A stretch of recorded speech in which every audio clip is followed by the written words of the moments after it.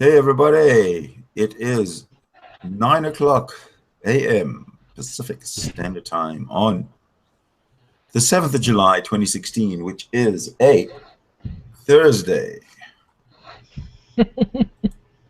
Hey y'all, it's Lindsay Lou All here. right, I'm here with Lindsay, and I'm trying to, there we go. He's trying to invite people, I'm but trying half to, of them are blocked on my list. well, hi Lindsay. Hi.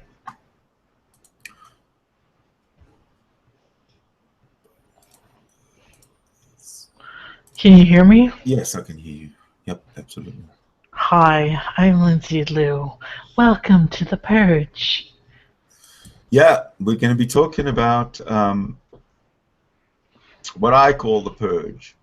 And it was actually suggested by Bunto, who hasn't arrived yet. He's But, in right there. You need to broadcast there it him. is. Okay, hold on a minute. Hold on a minute. Giddy. There we go. So, I hear that the police are executing people in the streets. In Yes. America. Twice in the last 2 days, right? So Yeah. I'm saying we have a purge. You know the Purge? Have you ever seen the movie The Purge? I know what the concept is, yes. Yeah, it's happening, I'm sure. Not quite exactly the same way, but I don't know. It seems like there's a connection between the idea of the purge and the actions of the police. Actually, I think it's a little bit more mechanical. It's sort of like what happened in 20s is that, okay, did you ever heard of an individual named Upton Sinclair? Yeah, I've heard He's a of that. journalist who came out with a book called The Jungle, and he described how, meat was processed in America in the 20s, that there was no, food safety concerns whatsoever.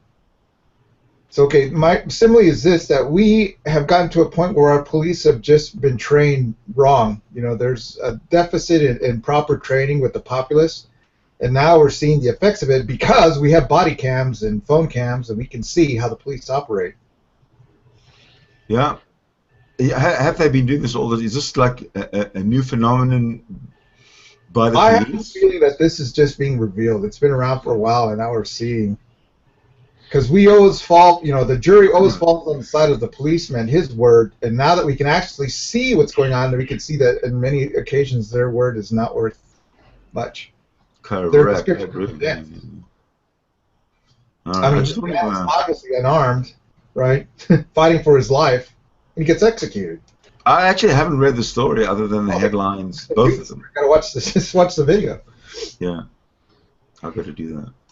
Anyway, so yeah, we had like a month and a half off. If you skip over the massacre we had, but due to the police, and then we have now 2 back-to-back incidents. Well, essentially, I'm going to look for the video and play it online so I can catch up. But just describe to me what happened in both cases. The man was okay. Let me see if I can give a good journalistic account. The man was selling CDs on the corner. This is the Baton Rouge incident where he was held down and executed by the police. And then he, of course, the reason he had to sell CDs because he was a offender. He was an ex-con, so he had trouble getting a mainstream job. So the guy is selling CDs right on the street corner. Okay, and apparently, that's illegal to do in Baton Rouge. So the police, their resort of action was to try to apprehend the guy, right, for selling CDs, mind you, Sid. Mm-hmm. And so they got into a big physical confrontation, right, because the man was large. All right. Okay. And then somebody yelled, "He's got a gun," and the police reflexively shot the man dead. Reflexively, I point out. So, I mean, there's no rationale for that. I mean, I don't see how a grand jury or any sort of... Did they know he was an ex-con? Look at that and say that is proper police procedure. Did they know he was an ex-con? Well, we found out afterwards, but the thing is like, a lot of... He's not allowed to carry a gun if he's an ex-con, right? Right. But a lot of these incidents, but we're talking America, Sid. I mean, look at the guy who did the massacre in Orlando. I mean, anybody can get a gun here. The thing is, like, what comes to mind is the mechanics. Is that why does the police it reflexively use lethal force whenever they're in some sort of encounter? Yes, the guy. I met the cops this morning, and they didn't even wrestle me, which I was kind of disappointed. But the one lady cop was really hot, and my gay dog was right. She was gay. What? She's proud that she can figure out people's sexuality, Sid. No, the cops came to my house this morning because they kind of arrested me, but they arrested you this morning? me to the hospital. How do you get arrested and still stay at home? I came home after sitting in the hospital. The cops came to arrest you and took you to the hospital? Yeah, and I sat in the hospital for an hour and then I left. And the cops dropped you off at the hospital and left? Yeah. That's not being arrested. No, I said I sort of was arrested. You sort of was given a taxi ride by the RCMP? Yes. Yes. But if I refused to go with them, they would have arrested me. So yeah, I could count that sort of arrest.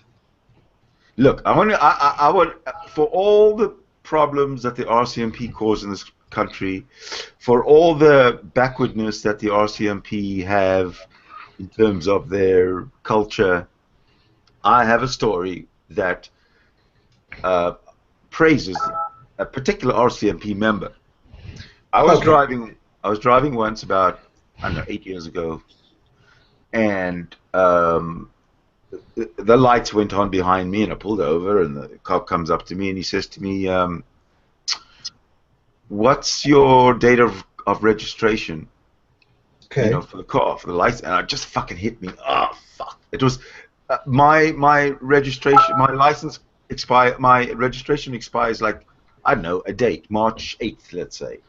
And this would have been, say, March 2 or 3 days later, whatever it was, because I had an expired license. So he comes up to me and he pulls me over and he says to me, and I pulled out my documents and it hit me. Oh shit! I haven't renewed my license. So I turned up to look at it and I said, what am I supposed to do? You know what he says? You know what he did? He says, why don't you get in, and I'll take you to an insurance, and you can get your insurance, and then I'll bring you back, and then you're done. So he drove me around from place to place to find an insurance until he eventually found one for me that was almost close to where my car was. I shook hands with him, thank you very much. He left. I went and I waited for my insurance. I took it outside, stuck it on the car, and off I went. How nice of him. Wasn't that nice? Yeah.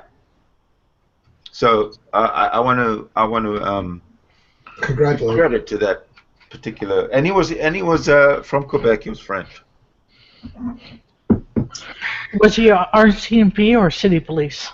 This was in Burnaby, and it was RCMP. Oh yeah, for sure. My brother-in-law's in the RCMP. He's a nice man. Yeah, well, this guy was a nice man too. But you guys we were talking. We were having a chat. There was nothing. I mean, he looked up my history and he said to me, "Have you ever been in trouble with the police?" I said, "No." He said, "Yes, I know that. I just looked it up. Whatever." I want to see if you were lying. Huh? You want to see if you were lying? Well, why would I say yes? I was in trouble with the police if I hadn't been. Because you could be a nut. He just wanted to make sure you were a nut. I could be a nut. It is a nut. That's fake. Okay, but you guys don't have violent episodes with your police like we do down here, right? Well, there is the violent homeless, episodes with our police. Yeah, but the homeless, the mentally ill, the angry. Yeah, there's violence, but nothing. It's Saturday night, Friday night violence, basically. Party violence. But nothing like you guys. Man. We don't have a purge going on in Canada like you guys have going on in America. What's like the most controversial thing going on in Canada right at the moment? That your prime minister, what his sexuality Oh is? no, the prime minister. For the very first time, a Canadian prime minister Marched in pride. marched in the Toronto Pride Parade. Yeah. Oh, boy. Whole country's in an uproar. No, I don't give a shit. I don't give a shit. But there's nothing going on within Canada other than the marijuana legislation that the federal government promised us. The deregulation and whatever. Oh, I think that was good that the prime minister expressed solidarity with LGBT. Our prime minister's, you know what? Our prime minister's a 21st century guy. He knows what's going on. The metrosexual. I don't know. What does that mean? Metrosexual means that he looks gay, but he's straight. He's No. He's happy. He's young. He's very young looking, although he's got a wife and a family. yeah. Metrosexual also means that he has style He's styling. and Oh, like me. No, Sydney, far from you. You could turn yourself into a metrosexual, Sid. So if I'm not metrosexual, am I rural sexual? Yeah, You're like real sexual. I'm rural sexual. I like Bisexual. my boys from the sticks. We know how to drink our beer like men. Men, manly men. Okay, so when's your next meeting, Lindsay? She's not going. Why not? Fucking A. Why? There you go. Because they don't care. I They said I don't- couldn't chair the meeting because I was in the hospital, and they told me, well, you have to find someone to chair. I'm like, I'm dealing with shit right now. I can't find someone to chair. Can you do it for me? Oh, I have a migraine. Oh, I can't chair because I have another chair to go to. I messaged 5 people. They all can't chair. So now I'm the asshole because I'm dealing with my mental health. That's the way corporations work. It's not a job. NA is not my job. I go to NA to stay clean. I haven't gone in like 3 weeks. I'm still clean. But what did you fuck up about? I fucked up by going to the hospital. But and it was only purely because of the hallucinations. And the mental health hotline. Called the cops. So you had hallucinations and you called the mental health hotline. Yeah, because Gary was sleeping. Everyone was sleeping. Well, why didn't you call Bunto? Because Bunto Bunto's- was sleeping. Everyone was sleeping. Bunto wasn't sleeping. I just go to sleep around, what, 12, honey? And that's Yeah. about 10 o'clock your time. Yeah, I know. This was 3 a.m. my time. Well, 3 a.m. is, what, 5 a.m.? 5 a.m. I don't start around till 7:30.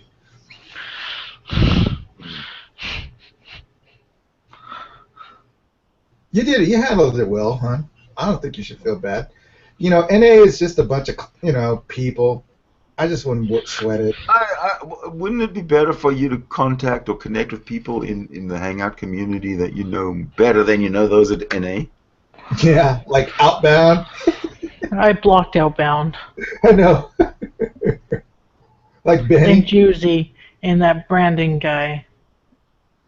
That Brandon guy has serious issues, dude. Bunto. They bumped heads. Bunto. That Brandon guy said to me, I hope you get gang raped by a group of Muslims and I won't lift a finger to stop you. Stop them. He said that to me after he mistaked me being male. He's mentally off. But, is that surprising for the great debate community? Well, he's riding a high horse of something.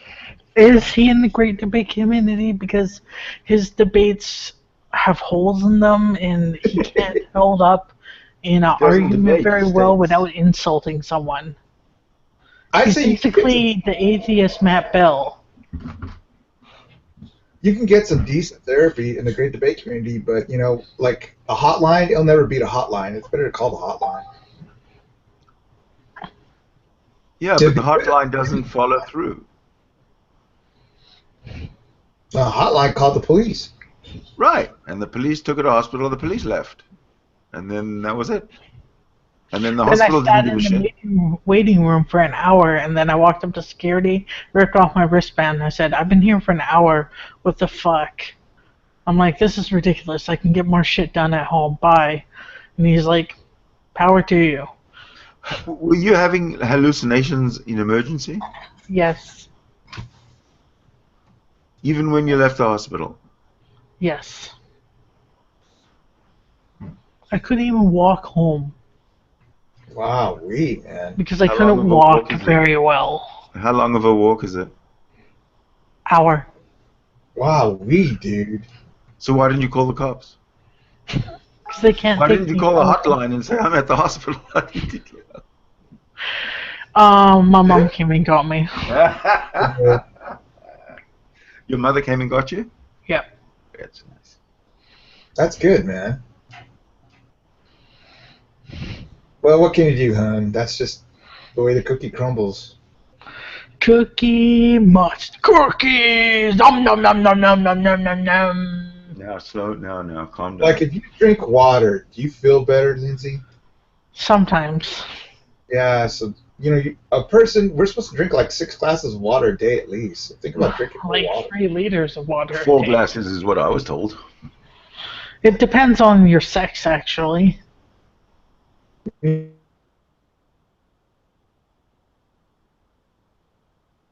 Okay, just I drink some did. water. I had a glass of water when I took my medication. So, Like, Just a spoonful of sugar Likewise, helps yes. the medicine go down. stevia. Medicine go down. Medicine go down. well, let's talk about this purge, this U.S. thing. Well, I mean, what's to talk about? I mean, just Well, all right, let's go see some news, because what's to talk about is lots.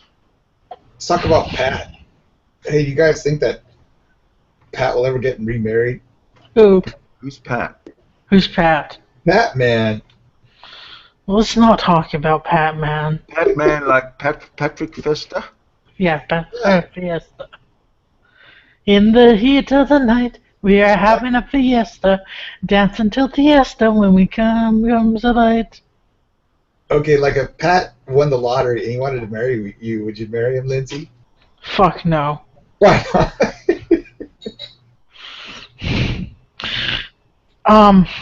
Patman, I told him directly last year or the year before that I didn't like him as a person. And what does he do? Right, That was rude of you. I don't know why you would say that. I'm like, because it's my opinion and you make my eye twitch. And what does he do? He adds me to his circles and follows me. I did not add him to my circles, and I am not following him. But a few times he has agreed with me, which is scary. Okay, what do you think really holds back Pat? Patman love? That he's poor? Women want some guy with money, right, Sid? Loaded with dough. Oh, loaded.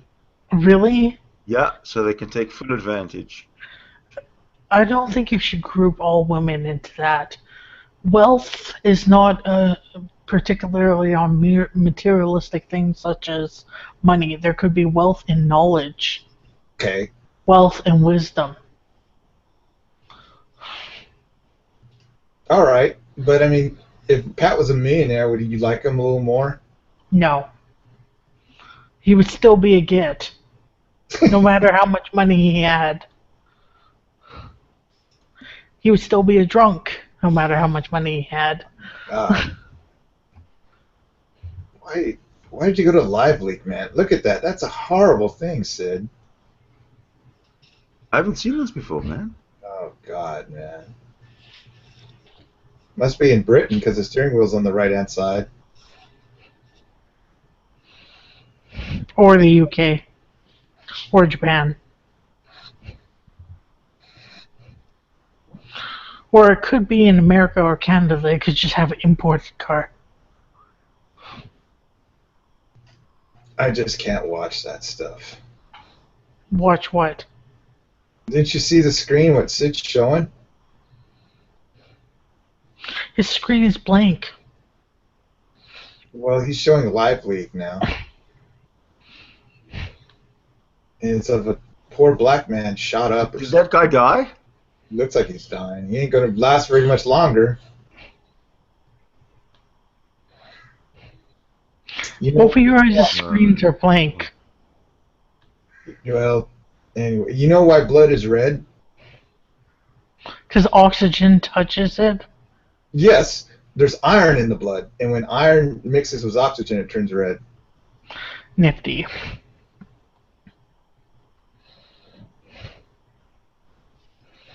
He's fucking dead, you douche. God, Sid, have some decency. Why? Once you're dead, you're dead. You don't feel anything. That's what they say. Still. I'm not at the point where I envy the dead, Lindsay. Why do you envy them? That's what they say, man. When it really gets bad, you start envying the dead. Oh. That's not cool. Don't die, Bunto. Not yet. I still got a lot more trouble to do.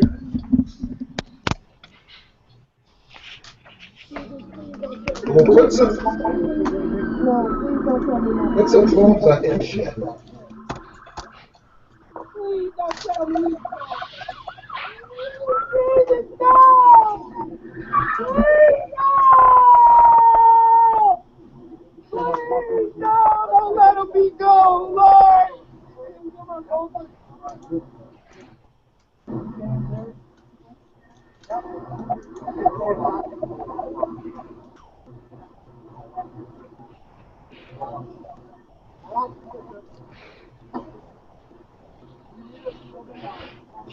I'm not seeing anything, so I'm gonna leave and come back.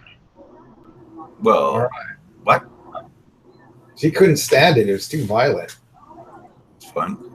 That's what the show's all about.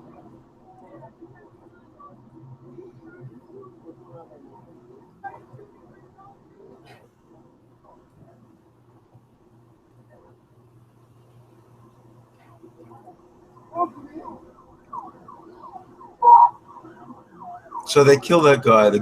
He was reaching for his driver's license, and the guy just shot him. How terrible, man. What a... I'm just having a hard time believing that. How terrible. And the guy was shot. He was lying there dead, and the guy was still... The cop was still standing, pointing a gun at him, and trying to get him to get out of the car. Who hires cops?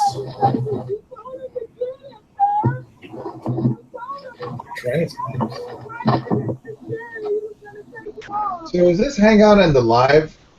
Yep. He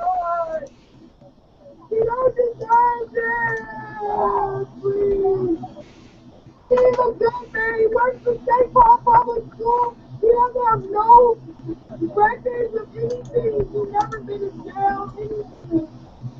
He's not a gang member, anything.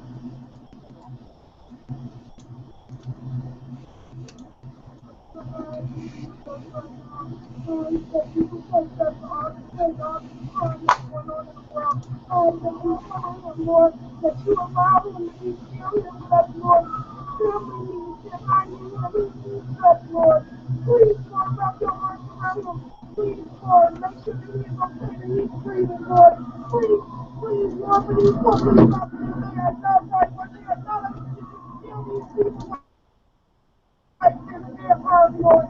Please, Lord, you know our rights, Lord. You know we are innocent people. The power of prayer, ladies and gentlemen.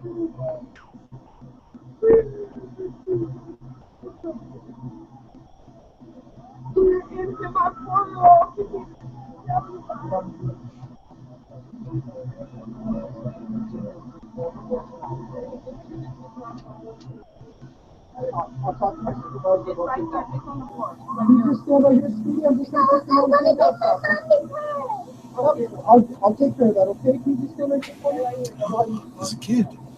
Can you search her before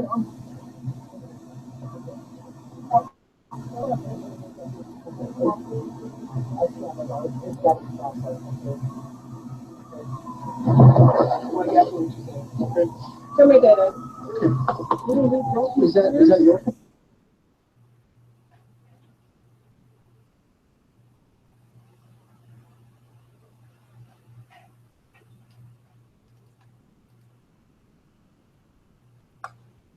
Mm-hmm.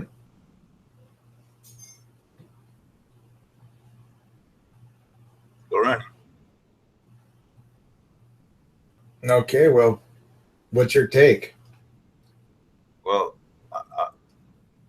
I'd rather watch the beginning. If nothing else happens, I don't even have to watch the beginning again because, I mean, they didn't see the shooting, but fuck, that guy looked in bad shape. Indeed. We in the back seat of the police car.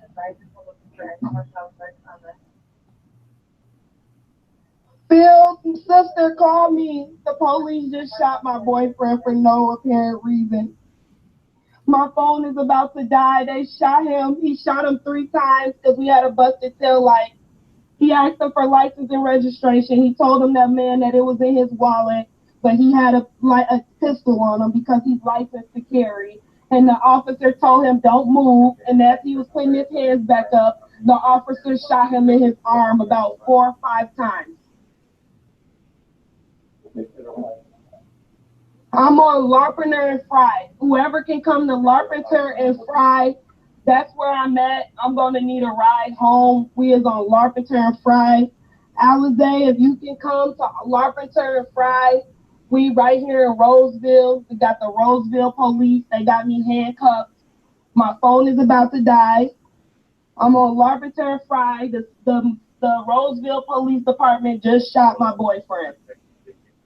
They shot him 4 times. He's licensed to carry. We had a busted tail light.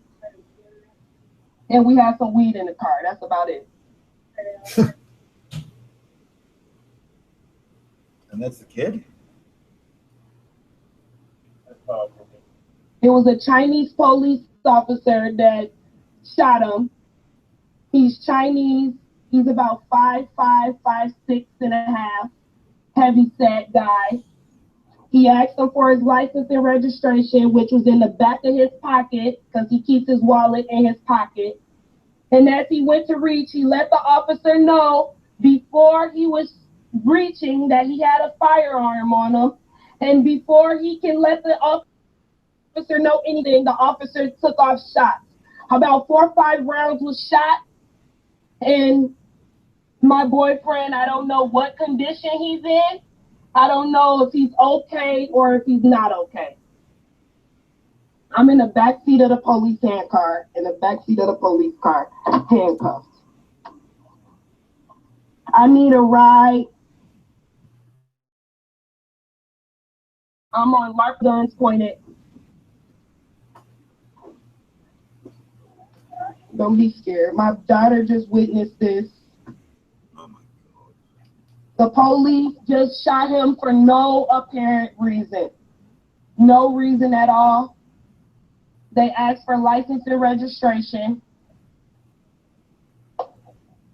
That's the police officer over there that did it. With the black on.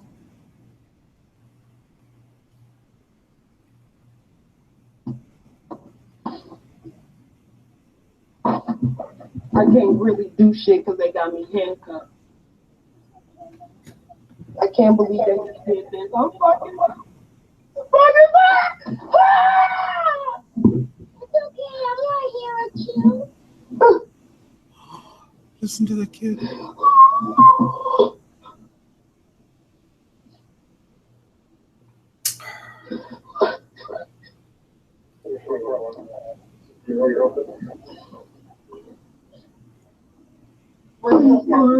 Y'all please pray for us, Jesus, please, y'all.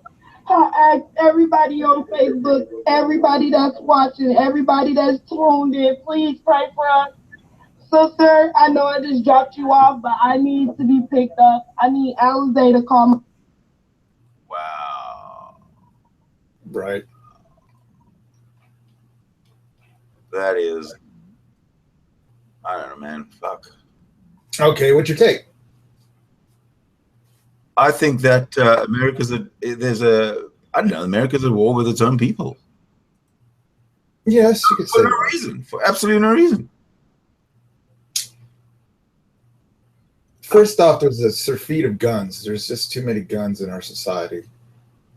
Well, hold on a minute. I don't see what guns has really got anything to do with this particular, incident. Really. The rationale the cop will use, Sid, is that the person was armed. He's going to get I off. said he was armed. I mean, Too many guns. wow. Well, okay. I'm glad we got this this topic going, because this is bullshit. Okay, is that one of them that? I guess the latest one. There was the one where they were holding down the big black guy and shot him. That was a few days ago. Oh, really? But, the point is like, okay, how would you remedy the situation, Sid? Why don't you talk on that? Well, you don't remedy a situation unless you know what's the root cause of it, right? In other words, what is the root cause of all this? I, as a Canadian, I don't see why there's a problem between black and white and pink and yellow, because it's not anything that's top of the list here in this country. But in the United States, as front and center, it's guns and violence and cops killing citizens and there's turbulence in every. There's political turbulence. There's turbulence in the electoral process. There's turbulence in the military. There's turbulence in the EU. There's turbulence with UK. I mean, things on Venezuela. I haven't heard from in about a couple of. I don't even know if they everybody's starved to death there. I don't know.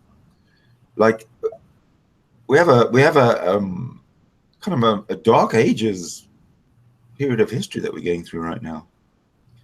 Yes. Well, talk about a subject really well, like Israel, okay? How come everybody has to be armed to the teeth in Israel? No one's armed to the teeth in Israel. Well, I mean, they walk around with machine guns. Well, you gotta understand that all males serve 3 years in the army. All males, once they leave high school, they go to the army for 3 years. All right. Okay. Females go to the army for 2 years. So all the 18, 19, and 20-year-olds, let's say, in Israel today, right now, are in the army. Okay? When you're in the army, you carry a weapon. That's what soldiers do. They carry it, sling it around their back.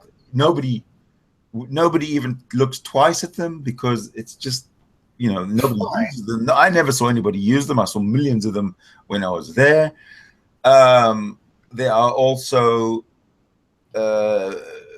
police. There are also people who are in the army reserves. People like that, and they all take their arm. They might have a little shotgun or something, but nobody dangles weapons in public, and it's absolutely not seen.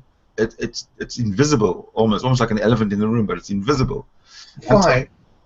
Until that Palestinian pulls out his knife or his gun or he rams someone in his car, Okay. Then all of a sudden everybody says, "Oh, everybody just got a gun." Why does there have to be mandatory military participation in Israel in the first place? Because if it wasn't mandatory military training in Israel, there'd be no soldiers, and then there'd be no Israel, because the Arabs would just come in. That's right. That's Israel's a fine example of a country that was sort of contrived. Obviously. What do you mean contrived? What country wasn't contrived? What a stupid question. The great majority of Semites in that area do not wish for an Israeli state. Yet. Okay, well, why don't you're talking 2016 frame of mind, right? Produced one in that area, so that's why you Why have to don't you have put a yourself in a 1947 frame of mind? mandatory military presence in that country at all times. There's no sense of settling with the problem there of the conflict. So Syrians have to go to the army. one can look at the what are the indications and symptoms of that problem. And the thing is that there's just everybody has to be armed. There has to be checkpoints. There has to be some sort of constant strive for a military incursion every so many years, 2-3 years. I mean, it's just that's what happens in those type of societies. And the thing is, like, You're not is that what we're going to hear in our country of America. grasp on the reality of the situation. No, that's my observation. Yeah, I mean, it is getting much like you're Israel. sitting in an armchair in fucking Austin, Texas, never having been to the Middle East. Never, I've been to the Middle East. I've been to a lot. I've been to Tel Aviv. I've been to North Camp, South Camp, and the Sinai back in '85. I've seen these are people that fight ostensibly over rocks. I mean, there's no reason to have conflict there if they want to go towards some sort of settlement. But the problem that would encourage, say, would be the dissolution of the Israeli state, and there's no Jew that wants that. That's not even under discussion at all. Well, I'm just telling I'm describing to our listeners what a country that has to have, a what do you call it, a pillar. The pillar of their standing has to be an armed society. What has to happen in Israel? And I'm going to put my earphones in. What has to happen in Israel is that the country's borders have to be secured. Number one. Number two, the borders have to be from the Jordan River down to the Mediterranean Sea. That should be the border. That has to be the borders of the sovereign state of Israel. Until that happens, it's a big fuck up. Until that happens, nothing's going to get done. Tomorrow, hypothetically, Benjamin Netanyahu says, fuck it, I'm going to go and annex the West Bank, Judea and Samaria, make it part of Israel. Best decision that could be made. But until then, this is what happens. It's like, if you were like not a Jew, let's say you're a Palestinian, would you have a different opinion? no. Oh yeah. There's a dearth of honesty, Sid. Well, I think you are jumping to a conclusion that you have no right to jump to, and I can actually hold on a moment, and I'll back myself up here. Give me a moment. Okay, would you rather, how about this? I'll make it very simple. If you could have a settlement with the Arab states, would you be willing to disarm Israel, or would you ever disarm? No. Yeah, I'll rest my case. Because we might have a peace treaty with the Arab states, fine, but then that doesn't mean we have a peace treaty with the non-Arab states, like the Persians, like the Persians, like Iran. Now you don't tell me that Iran's not a fucking danger, not only to Israel but to long term. Hi. Hello. Hello? So you're talking about the Middle East, right? Yeah. Mm-hmm. Is there any new development there? Any new development in the Middle East? No. No. Mm-hmm. At least not.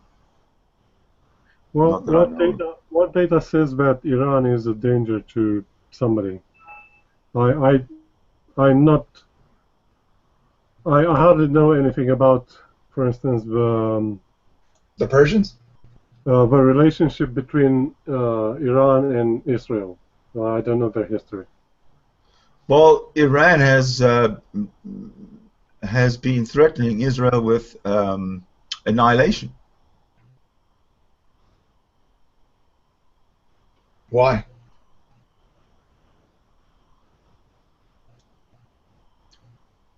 They haven't said. They haven't said. Well, okay, didn't the Israelis, was it the Iraqi bombing, or did they bomb the Iranian nuclear reactor? I forget, in 85? Iraqi. Okay, yes, all right, and didn't, Israel say they're not going to tolerate any sort of other nuclear power in the Middle East? Now that, Iran's... No, they said they weren't going to tolerate Iran with nuclear weapons in the Middle East. Simply because they threaten to use them. If Israel has a military weapon, nuclear weapons, and if they've had them since the 70s or the 80s, it's still a secret because they don't use them. They don't use them. They don't threaten other countries with them. They shut the fuck up and they do what's right. That's not true at all, Sid. Sid, when has Iran ever instigated an invasion or an incursion? Since the Ayatollah regime, since 79. I don't follow Iran unless they directly threaten Israel. I don't give a fuck about Iran. Israel has invaded Lebanon. Israel has invaded the Golan Heights. I mean, there's several instances. You're very misinformed. Several accounts where Israel's taken upon themselves to invade other countries. So it does look like, So you admit to being misinformed. I guess I'm as misinformed as other people who can read the newspaper or read Wikipedia. I mean, there's... So you go to Wikipedia? Israel instigating... No, seriously, come on. If you are really being serious and you say you get your information about the world from Wikipedia, and then you come on Hangouts and you have a chat, and you still argue about what Israel should be doing to protect itself, as if you know, I'm sorry. That's just not right. Okay, so do you think Israel should take actions against Iran once they acquire, nuclear weapon capability? I think the world should take care of it. It's not Israel's problem. Well, specifically, right? Iran has nuclear weapons. The whole world has to worry. How so? Well, the Palestinians have to worry because the weapons are going to kill them. Okay. How is the nuclear bomb going to differentiate between a Jew and an Arab, or a Jew and a non-Jew? Why would Iran want to destabilize the Middle East? They don't want to destabilize the Middle East. They want hegemony over the Middle East. Yeah, I would not argue that point, but I mean, they want to be a notable substantive power. They can call their own shots. Not have look what happened to Iraq. Iraq was under the control of a madman, Saddam Hussein, right? He was very unpredictable. He had some use, right, when he attacked Iran, for the Western allies in Israel. But after that, when he decided to take it upon himself to take over Kuwait and threaten Saudi Arabia, he had to be removed, right? But look what happened to that country. I mean, if you're Iran looking at this neighboring country, it's like, well, man, we better get a nuclear weapon because we don't ever want that to happen to us. I mean, Iraq has been destroyed by the Western powers. Don't blame Israel. Okay. Yeah, I'm not saying Iraq hasn't been destroyed, but I'm just saying, in a conversation where we're talking about things like fantasy and lies, don't bring up obvious lies. Israel had nothing to do with America and the UK. Israel had nothing to do with America's invasion of Iraq. Is that your... Nothing to do with it. No. They supported it, but they had nothing to do with it. There's this I report, supported it, for fuck's sake. The Iraq report, showed that the fingerprints of Israel were all over the Bush regime and its handling, the neocons. The Iraq War Report, remember that one? Let's say, bring your... why did you bring your evidence to the Hangout? Oh, well, I mean, people can go look it up on Google. I mean, it's common knowledge that there was a congressional Iraq war report that showed you that, right, it's interesting enough that the day of 9/11, they already had on the drawing board the plans to invade Iraq. Okay, well, how about this? I don't trust the Congress with anything they say, so it's not a credible source of information. I'm not. Why should I trust the Congress of the United States? Who's fucked America? You trust Donald Trump, right? I mean, are they of equal standing? What power does Donald Trump hold? Well, I mean, I've heard you before, extol about the benefits of Donald Trump, and now you're coming out of your mouth that you don't respect our Congress. So it just struck me. It's like, okay, what the fuck is Donald Trump? Trump over the Congress. Okay, well, what's Congress got to do with Donald Trump? Seriously. Well, I'm trying to say, what? No, hold on a minute. Hold on a minute. The laws and the decisions of Congress that have been made since 1776 up till today have got nothing to do with Donald Trump. Nothing. Okay. Oh, okay. What do you think is the most substantive legal body in the United States, Sid, right now? If you don't respect the Congress. I don't know. I don't know the United States. I stay away from the United States. I don't know what's happening. I don't know the infrastructure that well. Canada is their all I know is that there's a purge going on, and that's the subject of this hangout. And who's purging what other groups? Sid? What's that? Who is purging what group? The police are purging minorities. Citizens of America. What does purging mean? What do they do? I named it after the movie The Purge, if you've ever seen The Purge. No. And it just seems like that's kind of there's a bit of a parallel, not a very strong one, but somewhat. Mm-hmm. And watching that video that I showed off Live Leaks a little while ago, that's very purgy. Fuck, that's purgy.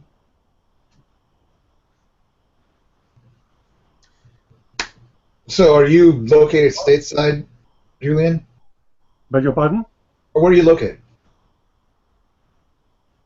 He's Romanian, I think. Romanian? I didn't understand you. Where are you? Where are you at? In Romania. Oh, Romania. So we have friends in Romania, Cyprian and another person named Benny.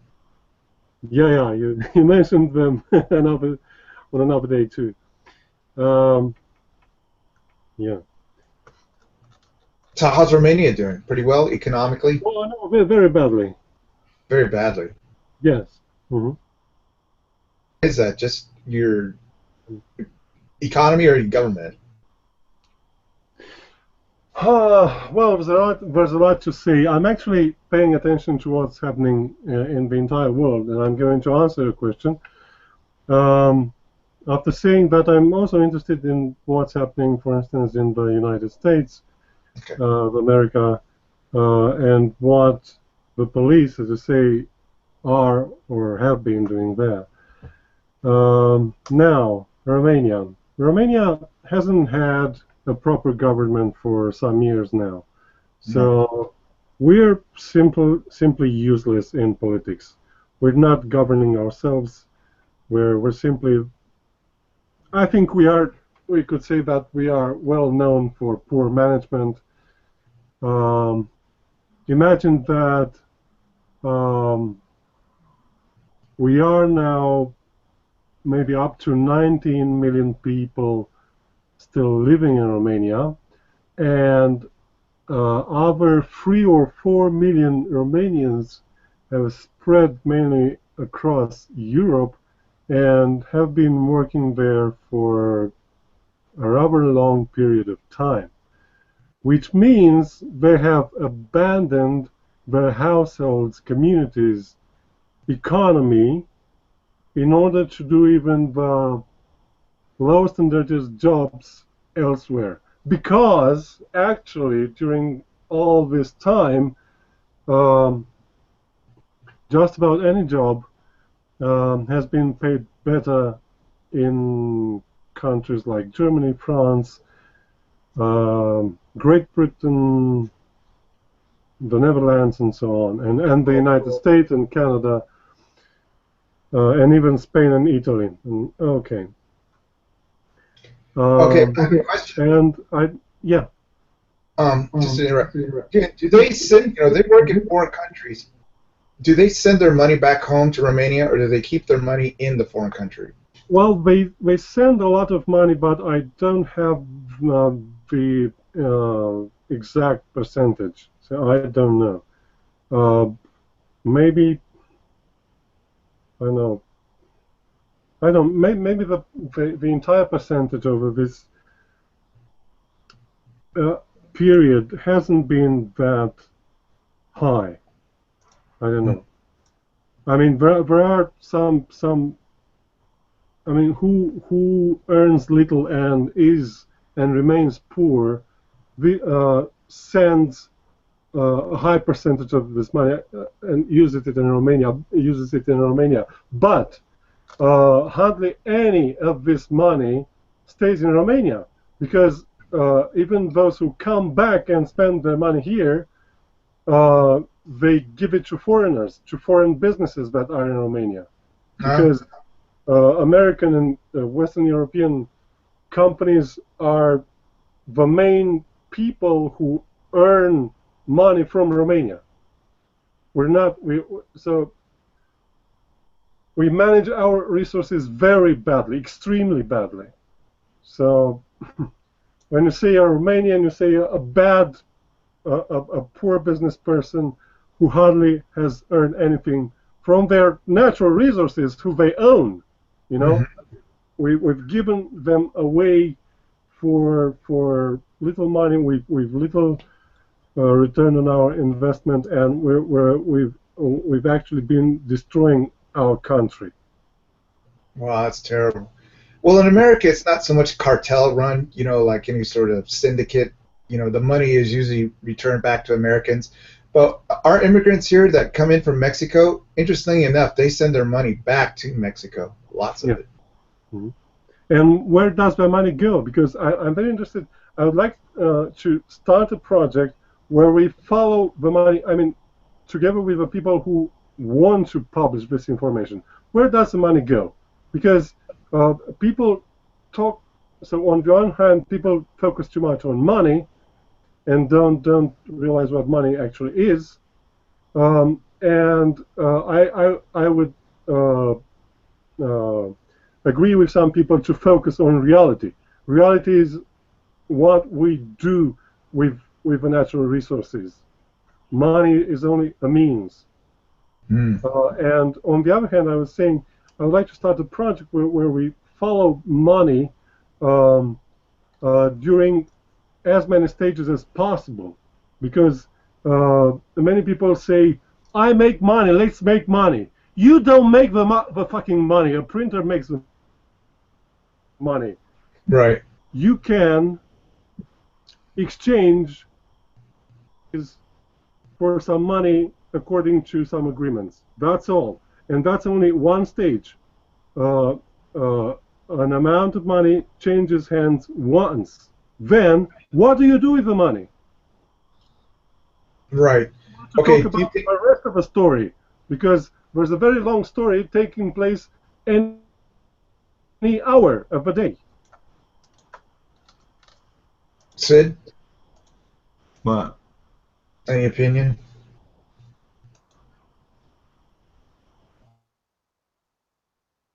No.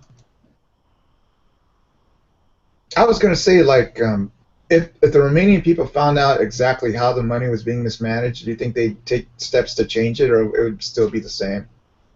There's a huge psychological problem, which I don't know, I'm not sure how I could solve, at least partially. You seem to have witnessed you've witnessed it in your country too. People are too, I don't know, fearful, tired, and so on, to actually face reality. Yeah. And take charge, they pretend to play the role of slaves, and they lie to themselves that they are not slaves.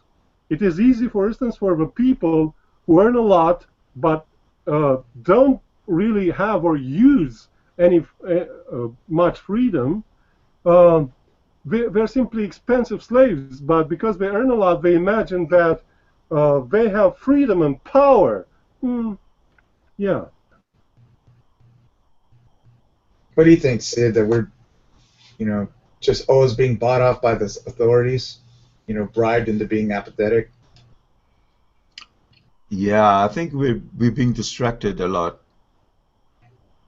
from what pressing issues are. We're like, sheep.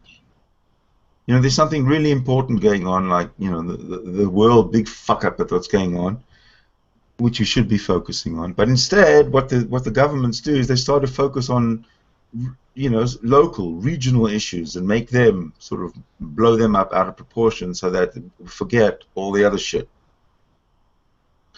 And I think that's that the educated masses are starting to pick up on it. That's what I think. Okay, so education still matters in the West? Like, it's important to be educated, or it's not? It's important not to be educated, but it's important to be exposed to the world and other cultures. All right. And that's in a form, in a way, that's kind of an education, I think. Like, if you get an education, it will take you far in our society, you believe? I believe that if you get it can take you far in society no matter what education you get. However, it depends, number one, on how far you want to go and what you get educated in, and if what you got your degree in is relevant and can get you a job or can motivate you to think about being an entrepreneur or something. Okay. Nothing's written in stone. What do you say, Julian, that it still matters to be educated? Yes, and I fully agree with what Sydney has just said. It's never crossed your mind that they've devalued education and it really doesn't matter? It matters a lot. Like, the authorities really want you to be like a docile sheep instead of educated, foremost. You go to our university here in America, and they're all populated by Asians. The Asians are the ones that are being educated from China than our own people. Where do you get this information? I go to the universities, man. Just go to any major university in the United States of America, and you'll be shocked, that the ones that are being educated are the Asians. It's not our own populace. That's not stereotypical at all. Well, I mean, it's a fact. I don't see how it could be. You see with your own eyes. It's well, like, let's wow, see. Give me why some. is there so many? I find that a racist statement. So prove me wrong. Okay, please come down here, and I'll take you to UT any day of the week if you want. You can give me a link. I'll go and show you the. I mean, USA or something. What I shall say is this: that the major demographics of the major universities is not American citizens. How's that? How about the same here in Canada? I know that one time they did start a mythos of how important education was in a society, but we've known now that with the advent of automation and everything, robots, that education really isn't as high as it was in the past. Now that's because they offer so many bullshit degrees on things that don't matter. You could say that there's a sense of postmodernism, but I mean, they're not even getting to the postmodernist degrees. They're just getting some specialized tests to get through high school, and then they're out, and as long as they don't kill too many people, they're part of the. Well, how many history teachers do we need in your country? I don't know. I think we need as many educators as possible. Now, how many people go for history degrees in your country? I have no idea, but I know that. You see, but listen, I do know get that some facts, and then we'll talk. You can doubt me, Sid, but I believe you can go to any source and see that the highest level of education now is probably in China. It's not in the United States. How do you? Okay, how are you defining education? Are you defining education as The pure highest level academics, people or you're with defining education as a rounded way of? universities is not in the United States anymore. United States is Citizenry, the level, the intelligence of the citizenry, the level that the citizens attain of education is higher in China than it is in the United States. so. So, what do you think, Ewan? I Maybe mean, it's higher in Singapore than it's in the United States. So probably per capita. yeah, so I think it's important. you know, 2 days ago I watched the Juno orbital insertion. Right. Now that was a purely United States effort, Right. and you don't get to pull off a flawless mission like that without very highly educated people. Did you know more money was spent to try to rescind Obamacare than that mission? Probably we could have went to Jupiter 10 times with the amount of money that they spend investigating the Clintons and trying to rescind Obamacare. That's. I mean, it just shows you the, disparity in direction and progress that America goes in.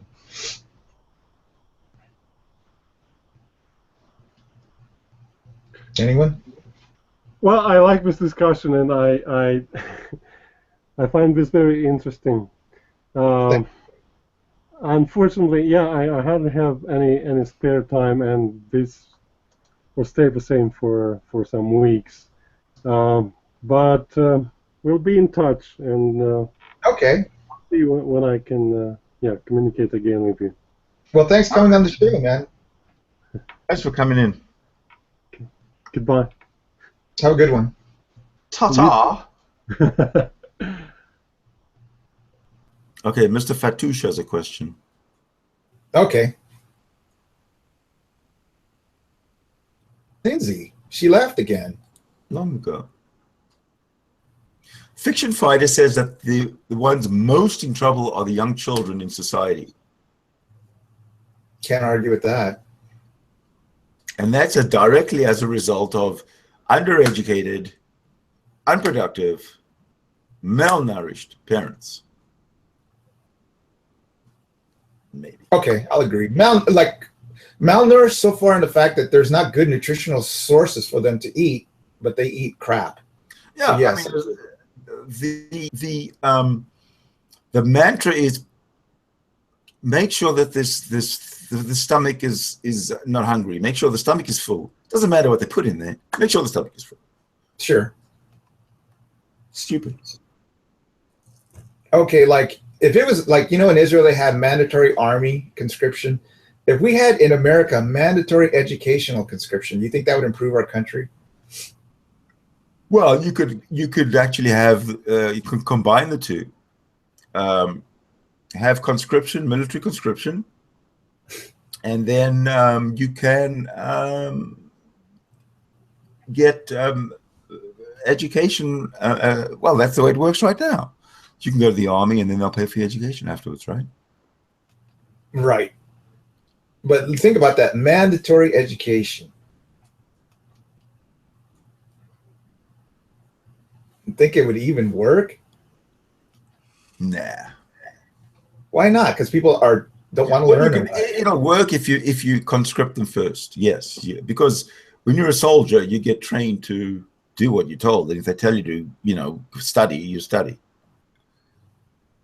Okay, Israel likes people to obey, right? For the people not to ask questions and just take orders.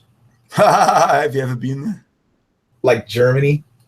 Well, put it this way: in the army, yes. If your army, it's very strict in the Israeli army. It's you don't not follow instructions in the Israeli army. But other than that, it's pretty lax. I don't know. You have more. Obviously, you have more resources to that information about that than I do. However, I have a question from Mr. Fatouche. Okay. This is I'm going to try and understand.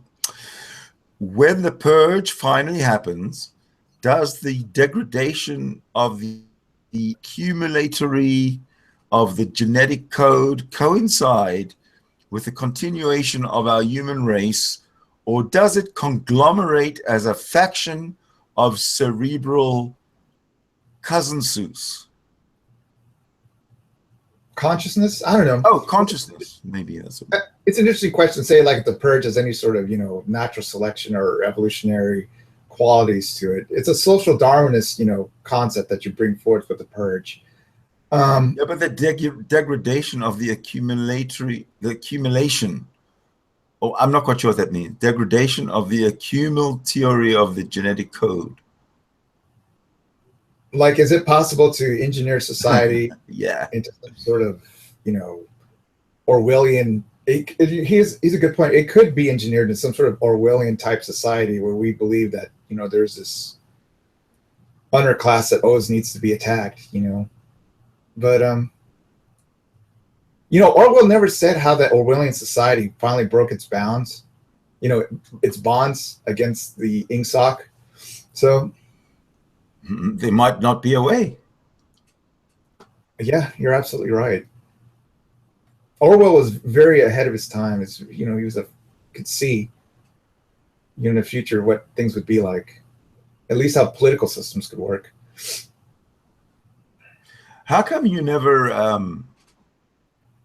glass of water? How come you never castigate China for occupying? My paymasters? For occupying whoever the fuck, Nepal or whatever fucking country. Tibet. Tibet. Okay, that's a very interesting question. The fact that, right after the nationalists were thrown off the continent there, and, the communists wanted to install their sort of system, then they went after Tibet, that they wanted to incorporate that into their, they wanted to, make a buffer zone. But Tibet is a separate country. Right. They wanted to make a buffer zone against India, and, and they took it upon themselves to discipline Vietnam and Southeast Asia and so forth like that. But I think they figured out in the long run that, that it really is not worth it, try to Afghanistan. Like, you remember when the Russians tried to take over Afghanistan, that sort of, approach to in pacifying other systems. It's just nothing to work. It's like if we wanted to invade Mexico and try to make them United States, it just would be endless conflict. This wouldn't work. Grenada comes to mind. What about Grenada? Asked the United States to come in, didn't they? Yeah, well, that was okay. I know Panama was a strategic target. Grenada was like just to. Panama, I think, also asked the United States to come in. Well, Panama was in the dictator that, remember when, what's his name? Noriega was throwing that sword around saying that, he would never fear the United States. And then, 2 weeks later we were there. Mm-hmm. Noriega. Okay, pacification, right? Like Rhodesia, didn't they want to pacify, the black population there? It just didn't work, and the whole thing fell to shit. Rhodesia, there was a civil war. Right, Yes, to pacify the black population. Well, okay, wasn't there a minority in charge that wanted to control the populace? In Rhodesia, yeah, it was white rule. Right, that's what I mean. So it's like pacification isn't. There was no pacification. Okay, I'm trying to think about successful pacification. You asked me what was the idea behind China invading Tibet? It's because they wanted to instill a system, right? No. I'm not saying the idea behind China. I don't care. What I'm saying is China occupies Tibet today. They're occupiers of Tibet, but you don't say anything about that. All you do is you talk about the occupation of the Palestinians by the Israelis, as if genocide is taking place and horrible things are happening to the Palestinians. Okay, whereas in actual real life, the Palestinians are thriving. Oh my God! You want some sort of Gaza? Yeah, hey, let's go move to Gaza. Well, in the West Bank, where Israel has power over them, they are thriving. Oh my God, dude! Oh my God! You don't believe me? I don't even know what to say to that. You don't believe me? Oh yeah, let's go live in Gaza, dude. Let's try to live in Gaza. I didn't say fucking Gaza. I said the West Bank, the one that we should annex. Remember? question is for the man with the leaning. That's for you. The cerebral cortex is fundamentally wired to compute alternative views of survival against the foundations of our assimilation. How does this relate to the Purge? And I have not watched the third Jihad films. No, never heard of them. If there's some sort of neurological basis behind the police violence against black civilians. Possibly, but I believe it's more training. The cops are being trained in a fashion to react with lethal means to any sort of conflict situation. But it's like, I tell you this in all honesty, I believe if we change the training, we would, to train to more less lethal methods, just less lethal. Sid, these guys have beanbag shotguns. They got tasers. They have the less lethal means.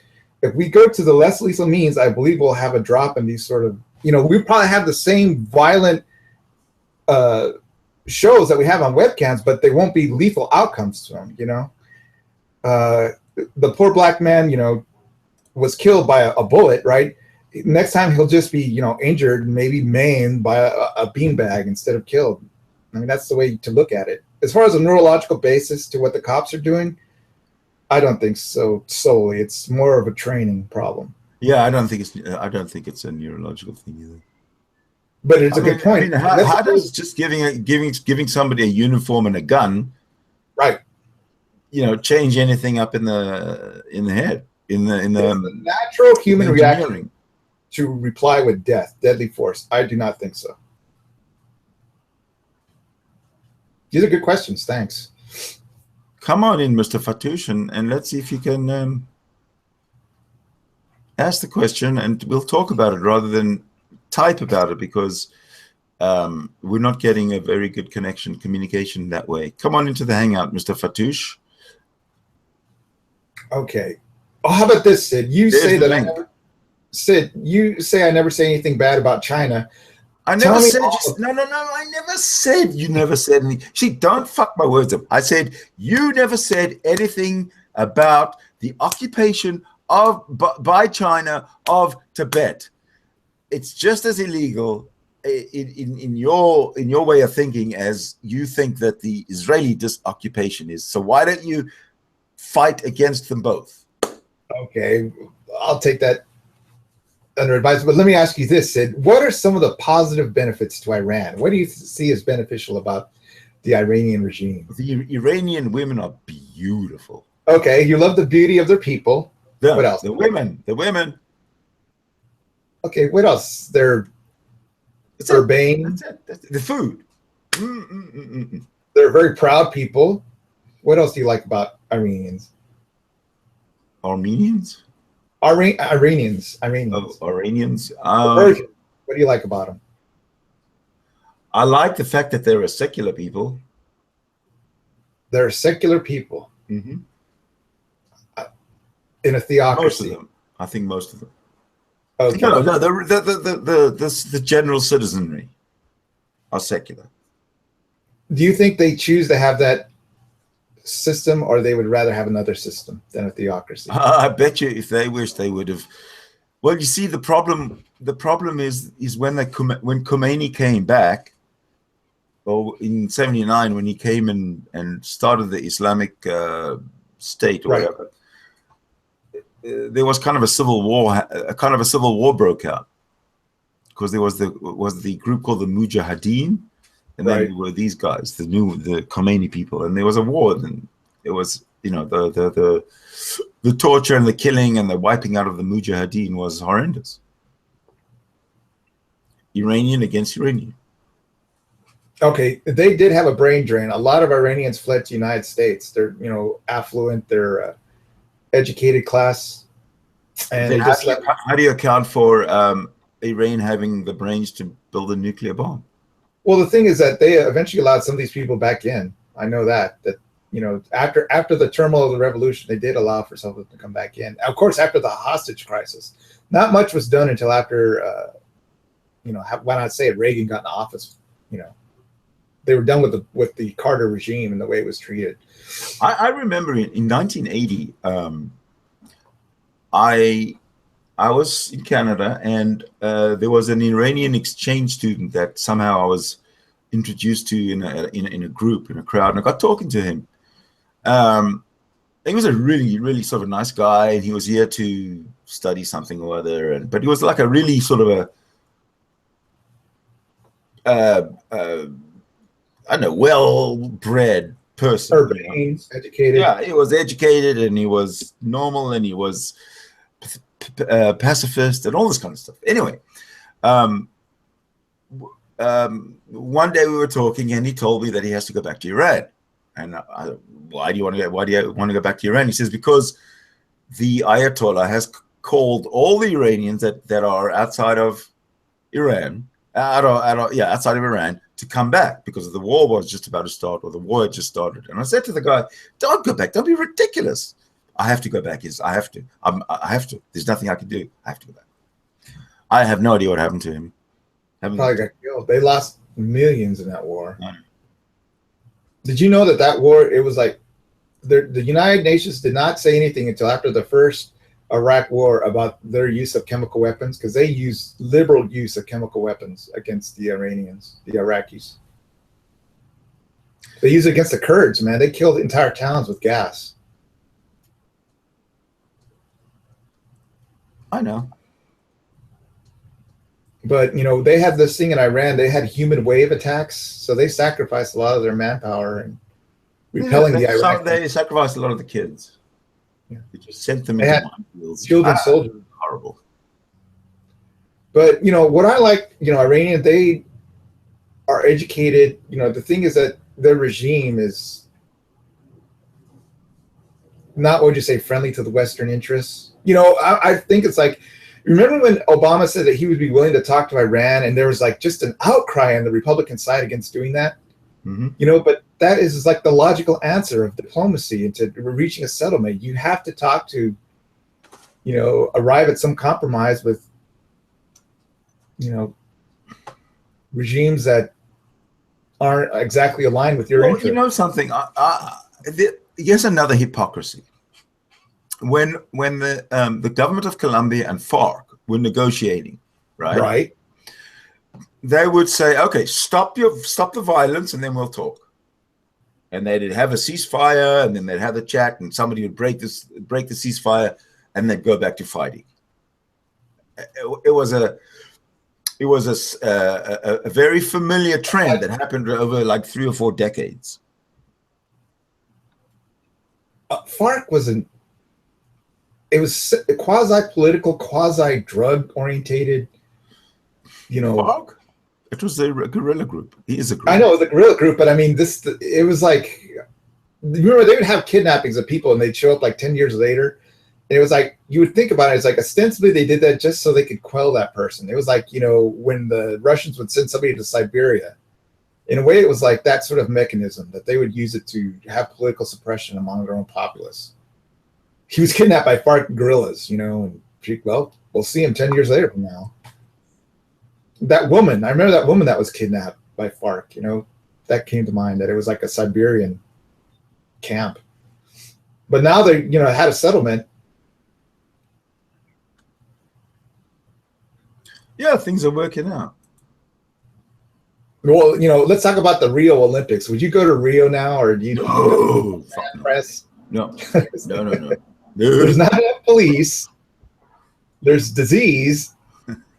I mean, let's go back to 14th century Europe, right? Let's go take a drink out of the freaking Dnieper there, you know, during the Black Plague or something, right? Absolutely. Yeah.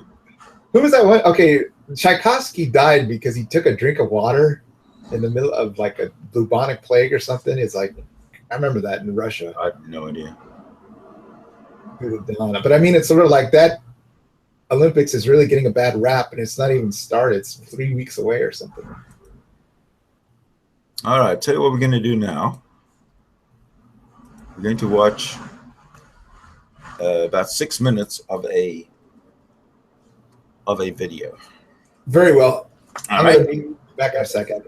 All right, well, let me set it up.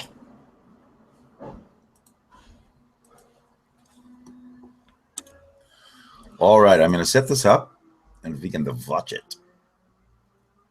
Are you all ready for watching?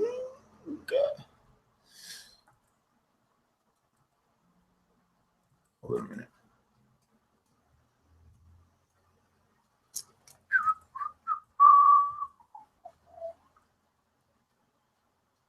There we go. All right, so give me a minute.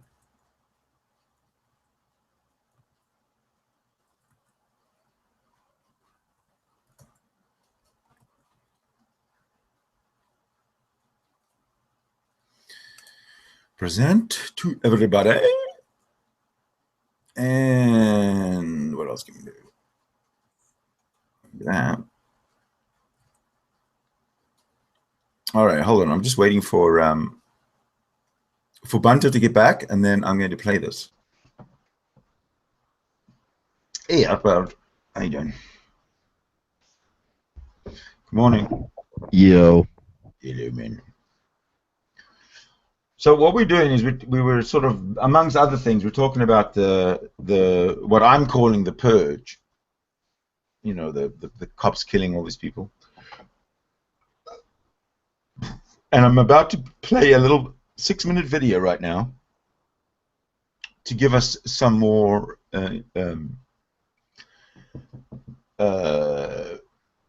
something to sink our teeth in to discuss about this purge hypothesis. But I'm just waiting for Bunter to get back, and then I'll start it. How you doing? I'm still waking up. Okay. All right. I'm back. All right. Off we go. No, I guess I've got to do something like that. For once a year, for 12 hours, practically all crime is legal, and anything you do in this time frame will have no repercussions. Somehow in this alternate world, this creates peace and prosperity for the rest of the year, and is a perfect system to govern 300 million people. This is the concept laid out in the Purge films, a movie series which took an interesting thought experiment and then promptly fell flat on its face with the idea.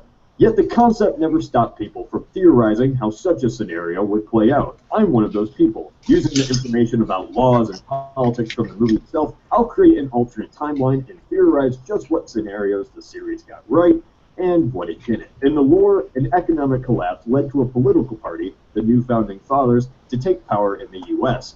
Immediately after taking control, the idea was to install a new amendment into the Constitution, the annual Purge. If I was to be very realistic about the scenario, there would be a revolution right off the bat. If the Purge was implemented, nobody would allow it to happen, and immediately attempt to overthrow the New Founding Fathers. There is no mainstream political group in the U.S. who would support such an idea. But never mind that. The new government set up, the first annual Purge came upon us, and a revolution just simply doesn't occur at the news of this idea. There are just 2 rules in the Purge. You can use any weapon, just not explosives, so no grenades, missile launchers, or mortars. You cannot kill government officials that are ranked 10 or higher. The film never specifies what this means, but I'm assuming it means that the senator is off limits while your mailman is free game. The entire country shuts off its emergency systems, police, fire department, hospitals, in this 12-hour span. Then after 12 hours, is just supposed to stop, or they'll be charged with the crime they just committed. Kill someone at 7:01, that's now a felony. You ask, how would anyone know you killed someone at 7:01? Well, they wouldn't, because they didn't see any cops. The system is very smart. In this alternate timeline, March 21st this year, the countdown starts. The Purge officially begins. So, now what? In the movie, bands of psychos go around slaughtering anyone they see. Originally, I was going to tear this idea apart. The rule of law is not the only thing holding back normal Americans from massacring each other. Morality and basic human nature still apply in a lawless environment. Killers would certainly take the advantage and rampage, just not thousands of psychopaths. Spoiler alert, in the film series, these mass psychos are not natural. They're paid by the U.S. government to go around massacring the lower class, because, surprise, surprise, Americans don't naturally want to kill each other. I would agree with the movie on this aspect. In this alternate timeline, most American citizens would bunker down in their homes, streets would remain empty, and only psychos or paid thugs battle it out in the streets. Usually in lawless environments, such as a riot or a natural disaster, looting, robberies, rapes, general disorder occur. However, none of this happens in the Purge. With death squads patrolling the streets, any crowd gathering is immediately a target, fired upon. People would be too terrified to go outside, so typical scenes of looting stores couldn't occur. Ironically, in this alternate timeline, the government-paid thugs would accidentally keep true riots and chaos from occurring. Most murders that do occur would be domestic ones, with disgruntled family members. However, this is still extremely small. In the film, somehow by implementing the Purge, unemployment went down, the economy boomed, and eventually was better as a whole. This all happened somehow by killing off the poorest of society, those who couldn't afford to protect themselves or seek shelter. In this alternate timeline, the government's plan to kill off the poorest doesn't work out this way. There is no economic boom, and unemployment doesn't go down. In this alternate timeline, the Purge does nothing but further destroy the United States' already collapsed economy. Since there is no fire department, arson and massive citywide fires could cause billions of dollars in damages. Even an accidental kitchen fire that goes out of control in an apartment building could potentially destroy entire economic centers. Banks can be robbed. Companies can use corporate sabotage to destroy competitors. Small businesses are now terrible ventures as they can be looted one day out of the year. Insurance is a nightmare.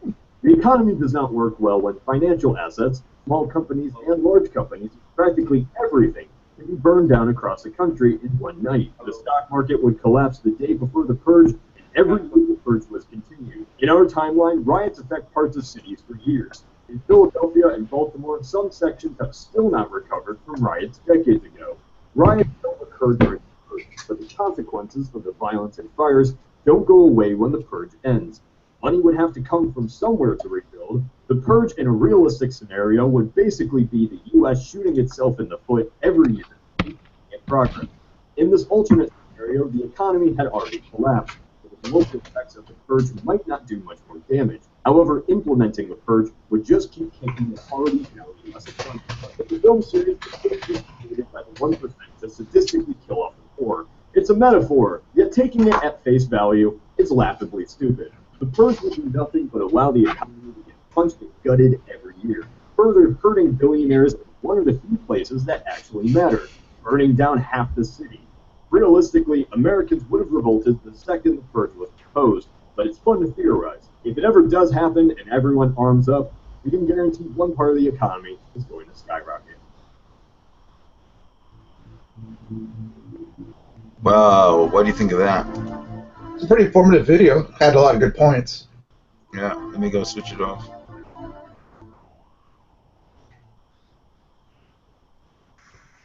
I mean, I thought The Purge, when I saw the previews, I never really thought of it as like a hypothetical about how it would play out for real. I just thought about it as a good way to make a horror movie. Escapist fiction. Yeah.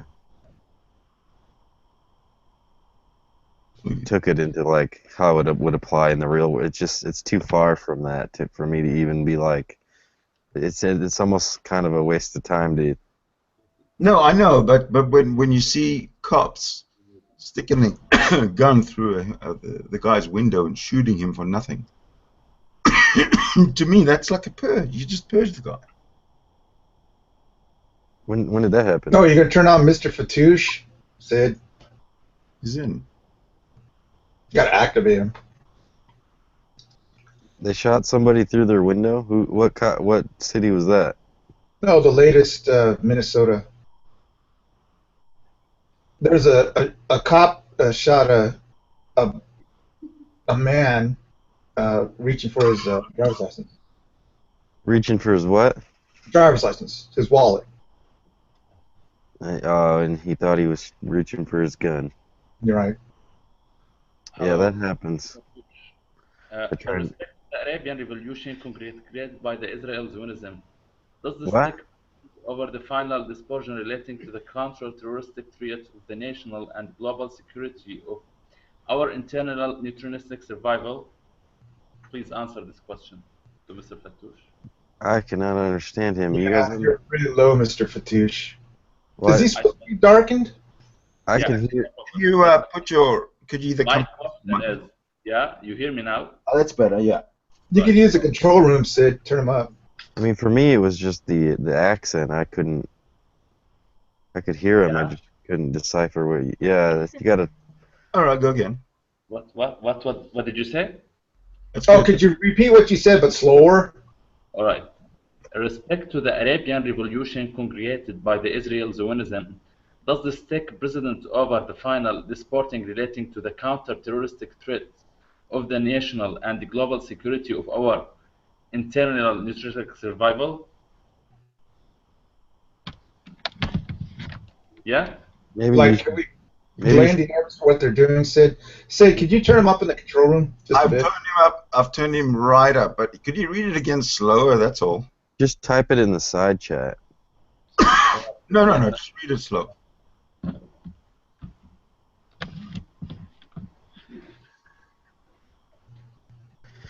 I can hear him fine. I just can't. Yeah, no, I heard him as well, but he just spoke too fast, and I couldn't. In respect, is that better? Yes. Yeah. But just speak. In respect to the Arabian Revolution congregated by the Israeli Zionism, does this take precedence over the final disposition relating to the counter-terroristic threat of national and global security of our eternal neutralistic survival? Please answer this. Okay. Well, let's first take the very first thing you said. The very first part of the opening sentence. Could you read the first line? In respect to the Arabian Revolution congregated by the Israeli Zionism, does this take precedence? Okay. All right. Let's talk about that. Okay. The Israeli no. In respect to the Israeli Revolution, the Arabian Revolution. Yeah. Please, it's a very simple question. Yeah. Hold on a sec. The Arabian Revolution is caused by the Zionists. Is that what you said? Yes. No. That's what he said. Allah Akbar. In respect to Arabian Revolution congregated by the Israeli Zionism, does this take precedence over the final disposition relating to the counter-terroristic threat of our national and global security of our eternal neutronistic survival? Please answer this. Your question has no merit, because when you mentioned the Zionist relationship with the Arab Spring, you haven't defined that, or you haven't backed that up. I don't quite understand where you're going. Define. No reason to define. That is only the subjugate to my question. There is every reason to define it, my friend. Well, the thing that jumped to my mind, Mr. Fatouche, is like, would you say that the Arab Revolution was sort of more instigated by what happened in Egypt with Nasser than the Zionists of, once they saw Nasser and how he had this, pan-Arabian idea, that was more of the revolution in Iran. Like, okay, what is behind the Iranians? Is the Zionists behind the Iranians? I don't think so. I think it's more pan-Arabianism. Neutronistic survival, the cerebral cortex of the infidential rise of the Arab Spring congregated to Zionism for the neutronistic survival. Neutronistic. What's neutronistic? Could you explain that? ما في مشكلة. ما سلامة. Oh well. What say you, Sid? I think. Okay, let's talk about Nasser. I bet you he's like an ISIS guy. I like how that guy, that Mr. Fatouche. Oh shit. Fatouche ISIS? Yes. Fatouche ISIS. Yes. Allahu Akbar. Fatouche Indeed. You see? What do you mean see? Huh? See? You are. Well, you have to explain it, Mr. Fatouche. Explain to Sid how you are not ISIL or ISIS. Then he can understand. Firstly, I have no religion. I am atheist. Tell me, how does this relate to ISIS, huh? Because ISIL is Sunni, Sid. Hold on a second. You asked to talk to me, so I'll reply for myself. Sunni Shia in this conversation. Where's Sunni Shia? No smart. What? ISIS, no. I am atheist. No need for Sunni Shia. What is this? Well, I'm trying to explain this. Hold on. If you're an atheist, then why do you lie? Mr. Fatouche? Why do I lie? Yes, you said that Zionism is somehow related to the cause of the Arab Spring. Right. Explain you said that. Explain that. To the Arab Revolution, he said. That's what there was. Arabic Revolution. The very first sentence, I'm trying to understand. You said the Arab Revolution caused by Zionism or something like that. I want you to explain what you mean by Zionism being involved with an Arab Spring or Arab Revolution in any way. Yes. Explain that, Mr. Fatouche, please. First of all, we missed the point of you telling me that I am from the ISIS. This is very True, he serious. was incorrect. Why am I from ISIS? Are you Muslim? No, I'm he's atheist. Well, atheists rely on facts. Atheists don't rely on mythology and stories and misinformation. Like you are relying on right now regarding your claim that Zionism has anything to do with the Arab Spring. Atheists don't lie, huh? You think all the atheists are very good moral people? No. They're just No, I never said. Give me an individual, I'll tell you about him or her, but no, you can't generalize. 98% of the scientists in the world are atheists. Very good point. Okay. 99% of all prisoners in America are Christians. So tell me, why am I the person from ISIS? Go ahead, Sid. Sid, huh? Well, like I said, if you come in with a position of rabid anti-Zionism and explaining or trying to present Zionism as being directly responsible for the Arab Spring and the troubles world, then I find that to be very dishonest. And ISIS are dishonest, so this simple, dishonest people very are from simple. ISIS. Very What is simple. wrong with this logic, huh? Talk to me from logically, ISIS. What is this? talk to me rationally, give me some solid evidence and backup. Wait. I'm fine with that. Rational logic? You just told me because I am dishonest, I am from ISIS, because ISIS is dishonest. It's not very simple, equals. Okay, ISIS, they speak Arabic, so all Arabic are ISIS. What is this? Very bad logic. Are you projecting? Are you giving us all these secrets here? No, he's just demonstrating, that was a specious statement he said. But let me ask you. I did make a specious statement. Thank you. My friend, hold on a second. I don't know this guy's name. Mr. Fatouche, please. What is his name? Mr. Fatouche, please. Bunto. I did make a specious statement, and I made a statement that was wrong. But you made a statement that Zionism was was related to the Arab Spring, and you will not back up your assertions and your claims. I want to hear them. Bunto, please explain to him. Well, I am with this guy. Bunto, come on, yalla. The force behind Arab identity is generated by Zionism. How does that sound to you, Mr. Fatouche? Does that really settle in your stomach? I mean, the Arabs were a vast culture before Israel, the state of Israel, the modern state of Israel was even created. So, I mean, why blame everything on Zionism? Explain that. Hello, I am leaving now. I have the Euro 2016 football match to watch. Thank you for having me. Oh, that's not on for another hour and a half. Don't give me bullshit. I am in my house. I need to travel to the terrace to watch the football. I thank you for your time. Well, thank you. Do come back. Sorry? Do come back anytime. Okay, fantastic. Please send me invitation, please. All right.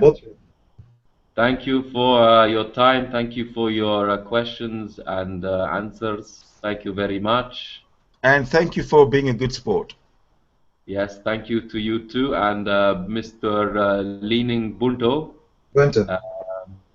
Sydney, Outbound, thank you for all of these people. It has been a very good pleasure talking to you, and I hope to be back soon with more. You're welcome. Kill all the Jews. Sorry? I'm just joking. What'd he say? He said kill all the Jews. He's a Christian. I am not Jewish. No, I'm not. Outbound. Who is this outbound not even showing his face? He never shows his face. He's a That a chicken. coward. Chicken. Right. He's a My face is on my profile. Outbound. You go back and breastfeed with your mother, huh? Right. Okay, let me ask you this, Sid. Yeah. Okay, you run into an Arab individual or another Semite who's not Jewish, okay, but they want to blame Zionism for their ills. What would you say to them as a Jew? I mean, would you correct them, or would you just write them off like you did? You called the guy ISIL. No, that was kind of a to blame everything on before he said he was an atheist. I'd already made that ridiculous claim. So, whoops. Okay, but what would you tell them? I don't know if he was serious about being an atheist, but I'm assuming you were being. I figured you were being sarcastic anyway. Yeah, I was. You know, see, you could but take, it was still in bad taste. But let's say you did meet, you know, a Palestinian, and he just told you he blames everything on Israel. I mean, would you take pains to correct him just to say, well, listen, why can't we straighten things out?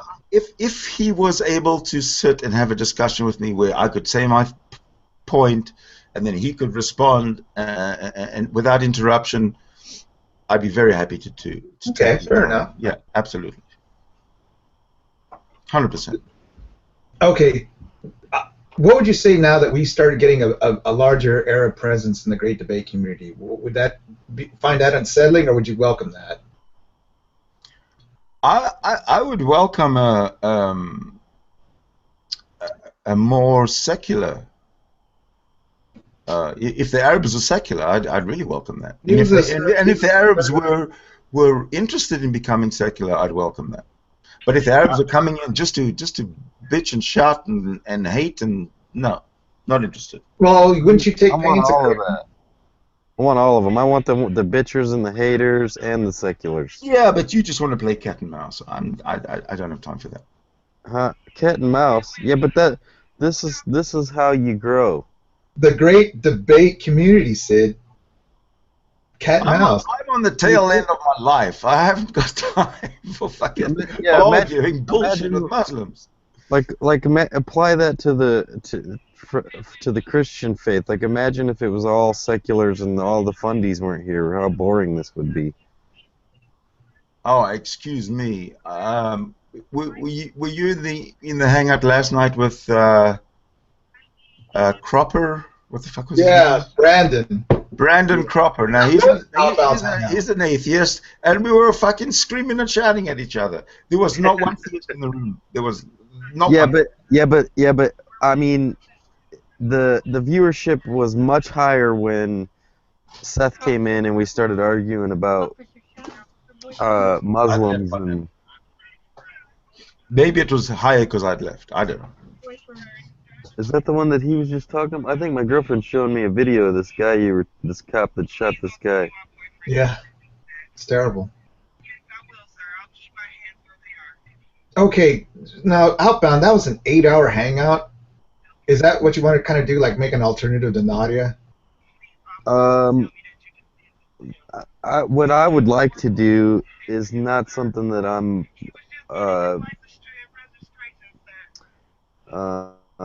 equipped to do. I don't have the time. I don't have the money. So that's just. I mean, people say fucking let's make a hangout, so I make a hangout. You ever bothered by the length of it, or are you happy with an 8-hour hangout?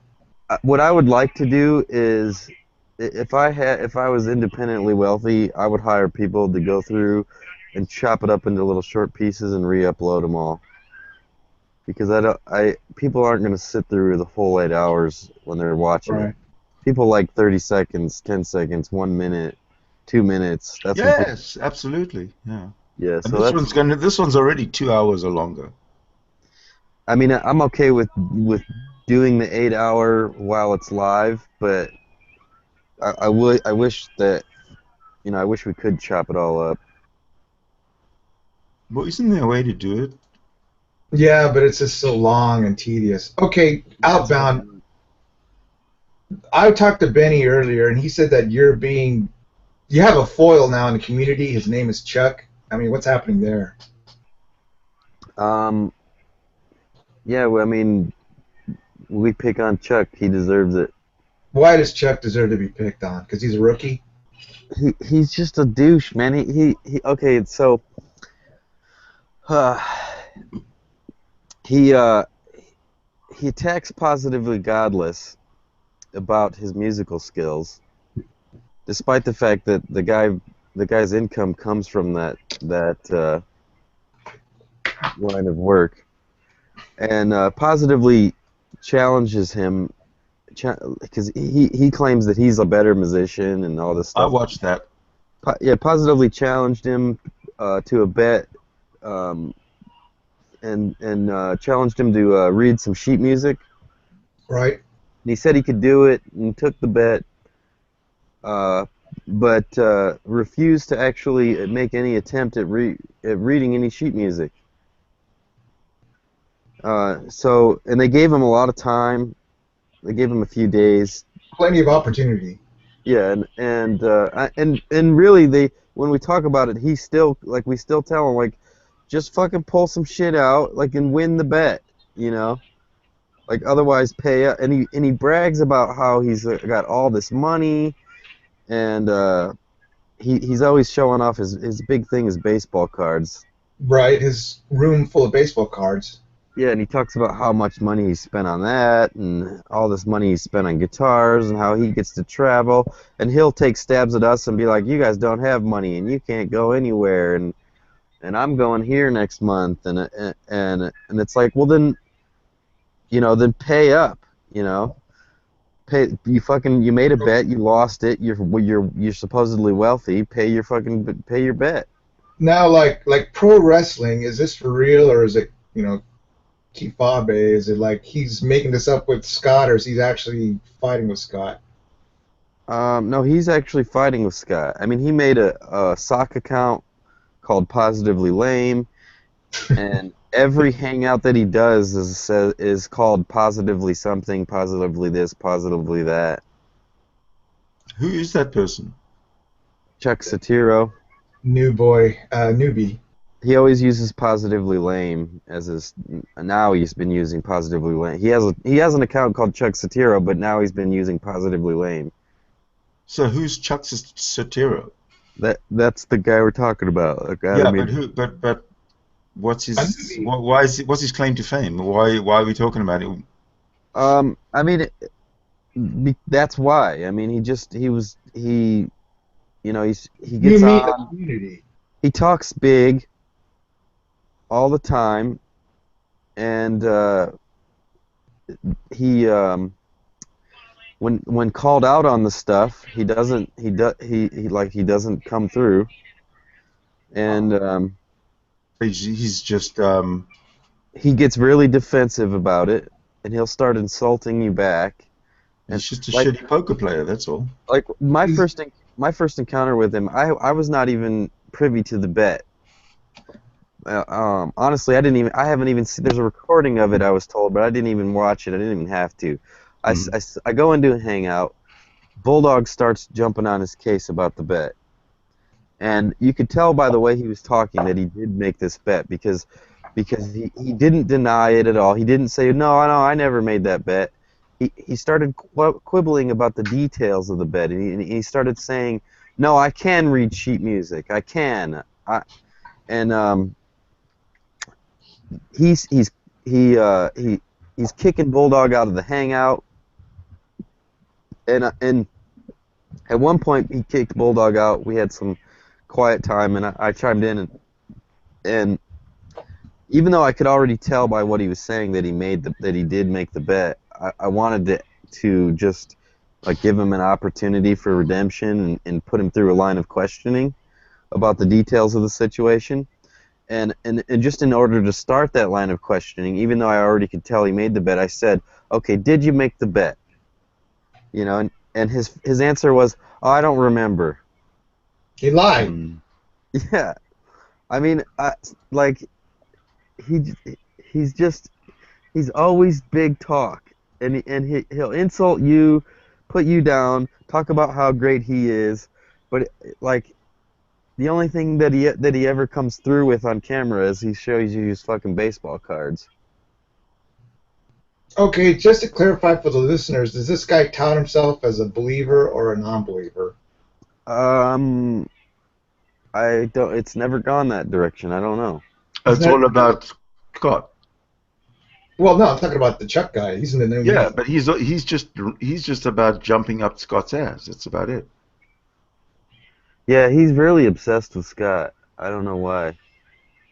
Fixated on Scott. I think that's. Actually, I do know. I'm pretty sure I know why. It's because Scott's a musician, and Scott called him out on like he he's always talking about his skills and his abilities and stuff, and Scott called him out on one and was like, Scott's like, I don't really. It doesn't seem to me like you really can play music. It wasn't adding up. Yeah. And he was like, prove to me that you can do it. And the guy's like, I don't have to prove it to you, And it's like, well, then you can't fucking do it. And that's when the bet came about. He's like, well, then I bet you $1,000 you can't read sheet music. Okay, so the guy had his veracity challenged, and he's reacting, huh? Pretty much. And yeah, I mean, part of it is, like, he's really over, like, the kicking and the muting, and he gets so angry about it. Like, it's fun, it's fun riling him up. That's that's a big part of why we do it, because he responds. Okay, how is this guy not like Rob Beasley? He is in a lot of ways. I mean, the only thing I could say is he's not like Rob Beasley because he's not professing a Jesus story. Okay, he's not making. Yeah, Rob had his own like psychoanalysis. This guy's just braggart. Pretty much. He's better than you in every way. He's got more money. He's more physically fit. He's got more money. He's musically inclined, and you're none of those things. Like, who hangs with him? Who's his wingman? He's got a few guys. I can't remember their names. They're just all they talk about is baseball cards. Like Thomas? Is Thomas wingmaning him? No. Well, Thomas did get along with him pretty well, but I wouldn't say Thomas is a wingman. I mean, Thomas has such a fucking hard time even getting into Hangouts. We have to hold his hand through it. So, so Chuck isn't, and Chuck's not going. I don't know if Chuck is even aware of that situation. Chuck doesn't know how to contact Thomas. You can't contact Thomas on Google Plus. You have to get in order to get him in Hangouts. You have to contact him outside of Google. So, and I doubt Chuck's aware of that. Like, even if they wanted to buddy up with each other, their lack of information about shit probably wouldn't allow it. It's Thomas's lack of ability to use the shit, and Chuck's lack of information about Thomas's lack of information would probably preclude them. Okay, like, we had this guy named Darwin Steed. Remember him? Oh, yeah. Oh, he yeah. was like on a mission, right? This guy, Chuck, he's not on a mission. He just wants to go and pal around, huh? Ever since the spat with him and Positively, he's on a fucking anti-positively godless mission. And me, like, the main reason I jumped on it, and probably Bulldog too, is because his attack on Positively Godless, to me, it looks a lot like a defense, like it's a refusal to accept his loss, Okay. And that kind of stuff attracts me. So. Because of the masochistic tendency about it, or what? Because of the hypocrisy about it.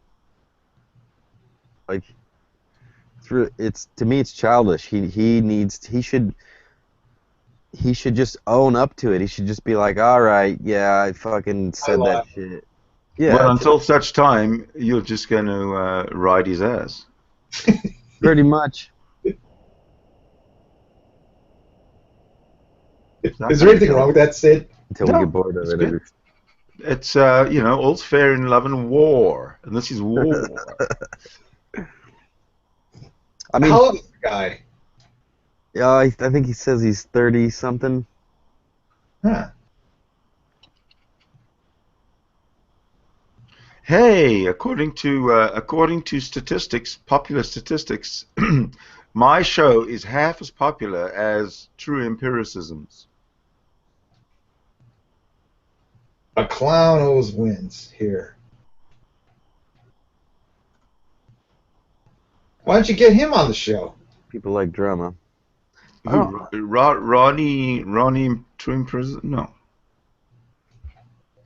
He's a I haven't talked to him very much. yeah, he's like a windbag. He's an idiot. He's a skewer. He's like G-man with vocabulary. Is he a fundy? Yes.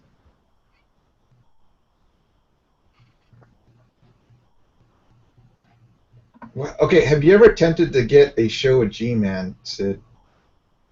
I have actually been on a show with G-man. He asked me one question, and I've never been on a show with him before. Or since? I mean, since. Yeah. I mean, you still think he's worthwhile, or he's played out? He's never been worthwhile. He's always been a joke. He's a big draw.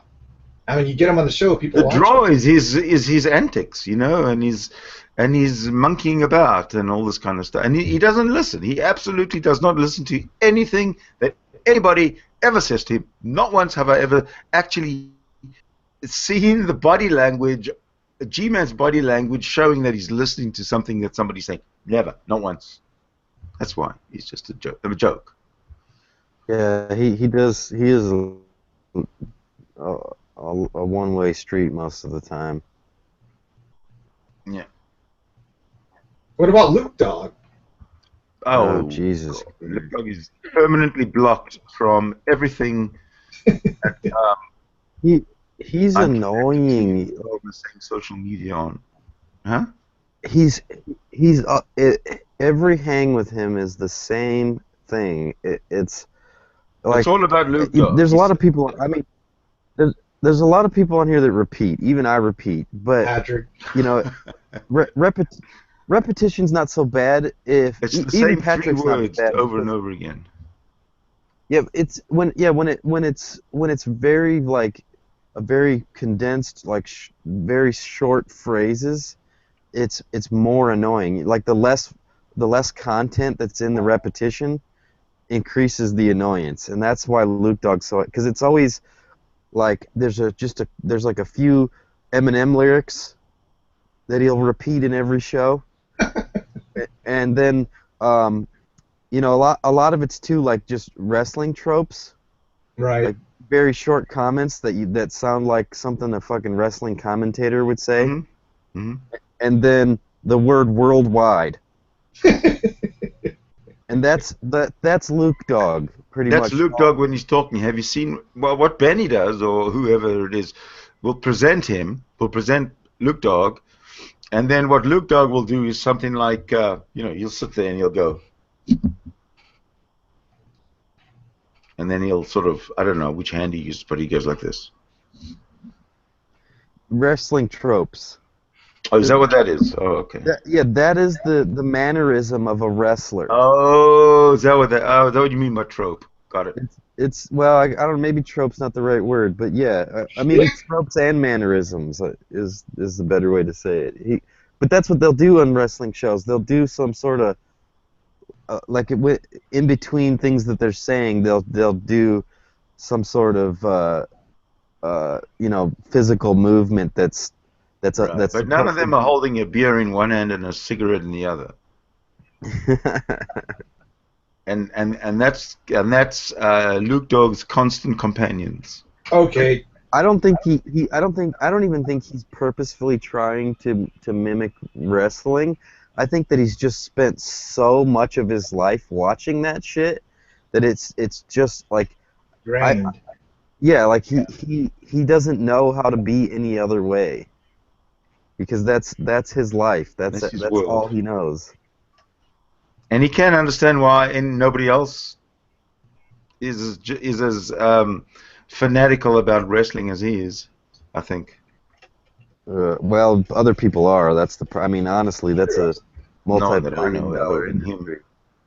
I mean, maybe not. Maybe there's not a lot. I mean, Angry Mark's really into it, and there's a few other people I've seen that get into that shit too. But your mind is okay. But let me ask you guys this. Okay, he claims that women are attracted to him. Is that true?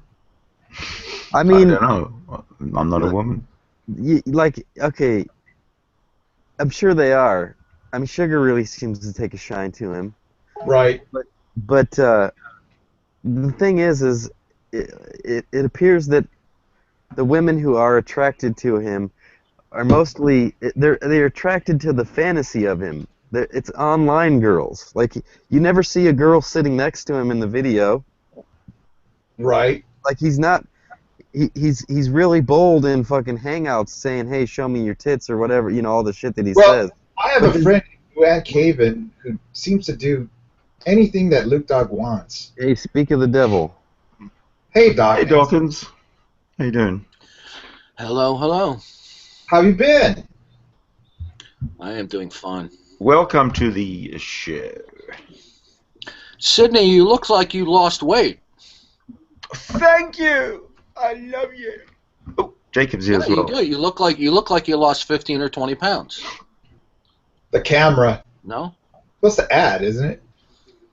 Oh, Well, that must be all that chocolate I've been eating. That would mean he lost 30 pounds. Now, Atbound, I have a question about your avatar. You say your sky fairy isn't real. When you say sky fairy, are you referring to the concept of God? Yes. Okay, how did you come to the conclusion that no God concepts exist? I didn't.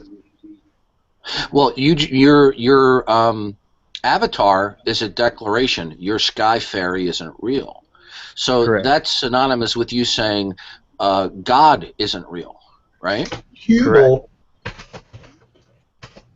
I got to run, guys. Outbound? Correct. Okay, good. How did you come to the conclusion that no God exists? I didn't. Well, yeah, that's the declaration of your avatar. The declaration of my avatar starts with the word "your," because. Oh, okay, good. Okay, good. How do you, okay? Let's say you're referring to my God concept. Okay. Now, how did you come to the conclusion that it is the case that the God concept that I hold to does not actually exist? It's self-contradictory. How is that? In many ways. Omnipotence is contradictory to free will. Well, first of all, the concept of omnipotence that I hold to. Okay, since you have the word "your" in there, and for the sake of the conversation, you don't believe in free will.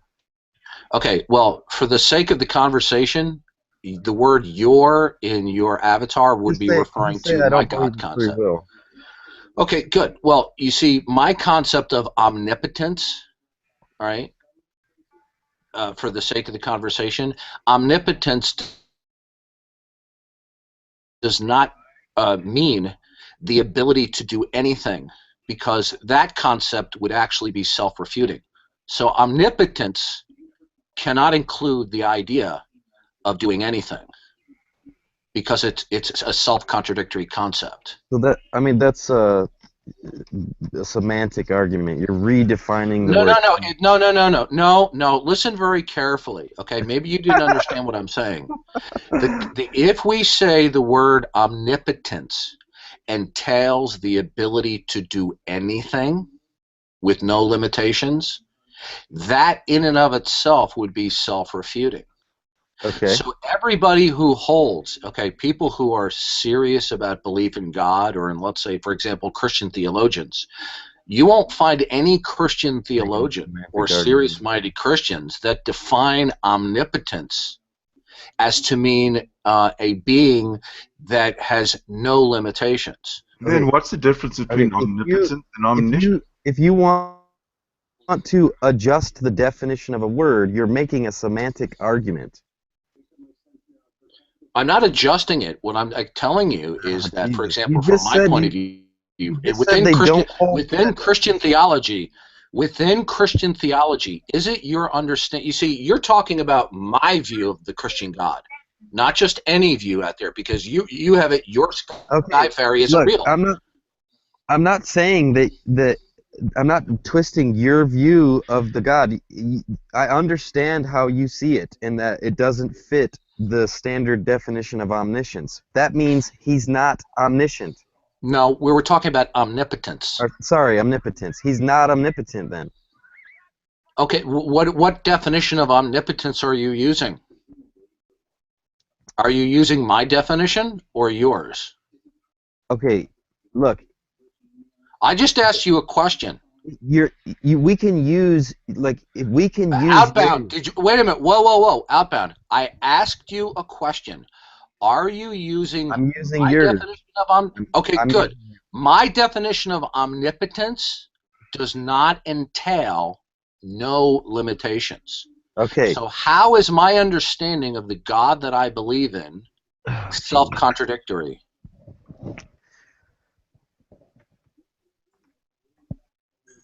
Do you need me to repeat the question? The Bible is ripe with self-contradictions. Okay, good. How does the God that I believe in, how is that God self-contradictory? Because remember, we're using my definition, not yours. Mm-hmm. So how is my God self-contradictory? I'll bring up another one. No. Let's stick with your first issue here instead of you running away. You were the one who said my definition of God is self-contradictory. Tell me how my definition of God is self-contradictory.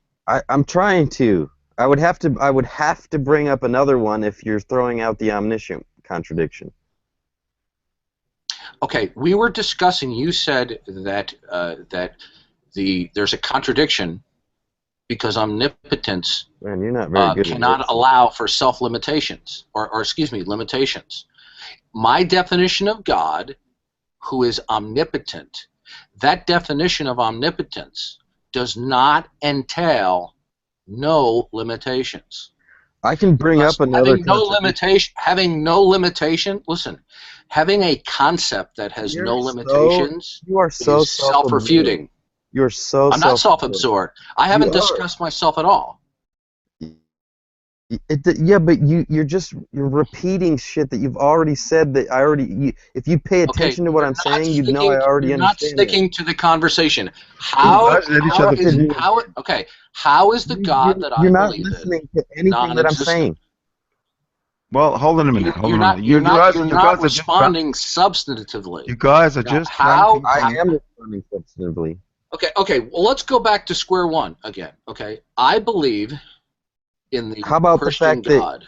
How about the fact that he's supposedly an uncaused cause? Can Jacob jump in? In order to justify the fact that everything has a cause.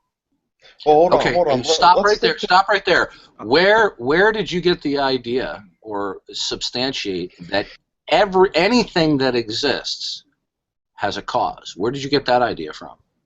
Because everything that exists, we can trace back to a previous event. Okay, no. Are you omniscient? Are you omniscient, Outbound? Because unless you're omniscient, how can you possibly know that everything that does exist has a cause? How could you possibly know that? Okay, let me restate it.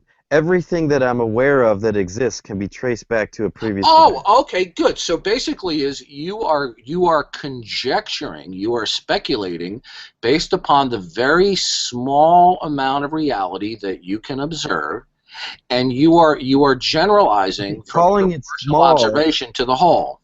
Calling it small is speculation as well. So you cannot justify your claim that everything that exists has a cause. Let Jacob say something, right? Just to sort of. Yeah, I was just going to say something just real quick. So ultimately, to make the claim, Outbound, that everything, if you were to make the claim that everything that we know can be traced back to some cause, or even if you were to make the claim that everything that you know can be traced back to some cause, if that is in fact the case, is really irrelevant, given the only tools that you would be given in the natural world would be something such as like the scientific method, right? If you wanted to do it scientifically. The problem with that is that if you're trying to provide an internal critique, or you're assuming for the sake of argument that God exists for your argument, you're necessarily presupposing the type of thing by nature that would be outside the bounds of such a tool, say, as the scientific method. So to base your argument upon that, I really think is a huge mistake. I mean, you would not be, so in other words, to say, well, everything I've observed, and then you've observed it through either your perception or the scientific method, has in fact been traced back to a cause. Therefore, God has to have a cause, is number one, a non sequitur, but number two, you have to realize you wouldn't have the tools to be able to analyze that in the first place. Why is it a non sequitur? Not a non sequitur. It's a non sequitur, and I'll explain why it's a non sequitur. Not a non sequitur. Yeah, I'll explain to you why it's a non sequitur. Because you cannot demonstrate. Okay, I'd like to. Could I not be interrupted for a moment? It is a non sequitur, Outbound. You didn't have a problem interrupting me. Outbound, I'd like to respond. I'd like to respond. You should Jacob stop is correct. being interrupted until you can. Outbound, I'd like to respond to what Jacob said. I will be brief, and then you can respond. Jacob is correct. Stop bitching about interrupting. Outbound, this is the fourth time you've interrupted me. Stop it. This is the fourth time you've bitched about interrupting. Okay, that's right. And you see, this is what happens when you confront skeptics questioning their own position. Now, Jacob is correct. When you are a hypocrite and you interrupt people and you. Hold on a minute. Okay. Can you? Okay, Sydney. Outbound does not represent all skeptics. Okay, good. Okay, Sydney, would you do me a favor? I'd like to speak for 60 seconds in response to Jacob.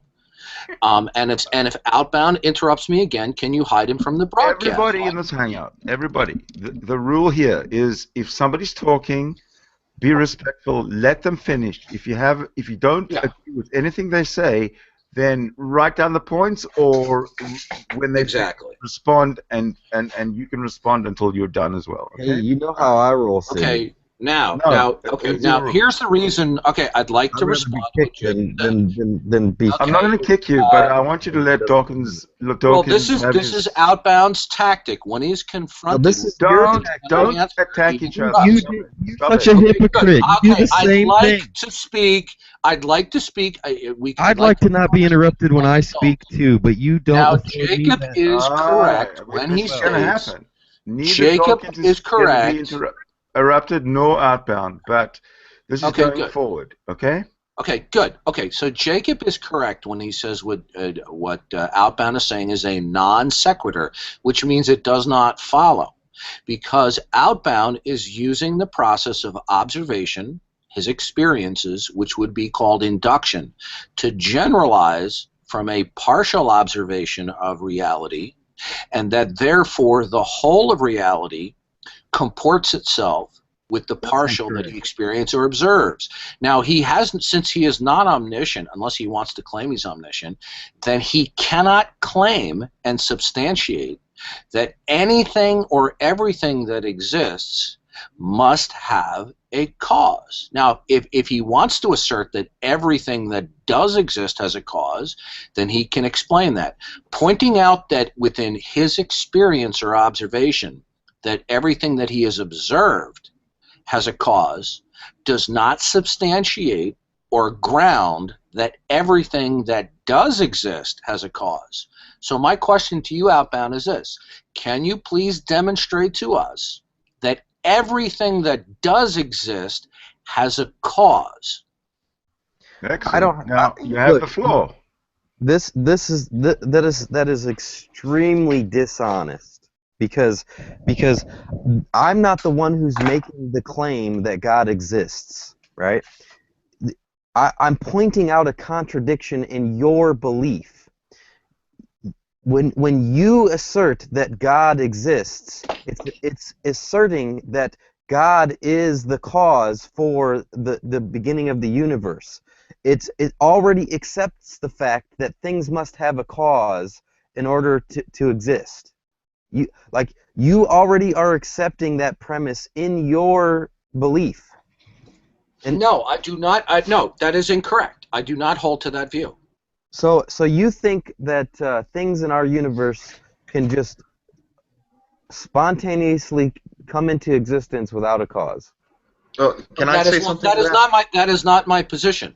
My position is this: okay, then some things have causes, but that does not logically necessitate that all things that exist have a cause. It absolutely does. I have no idea why. It's actually the other way around. Everything has a cause. Sydney. Period. How did you? Okay, Sydney. How did you come to the conclusion that everything that does exist has a cause? Because that's what we've seen. Okay, Sydney. That is called induction. Semantics. Okay, no, it's not semantics, Sydney. Sydney, this is a problem that is well recognized within philosophy. Now, what you are saying is this. So philosophy is flawed?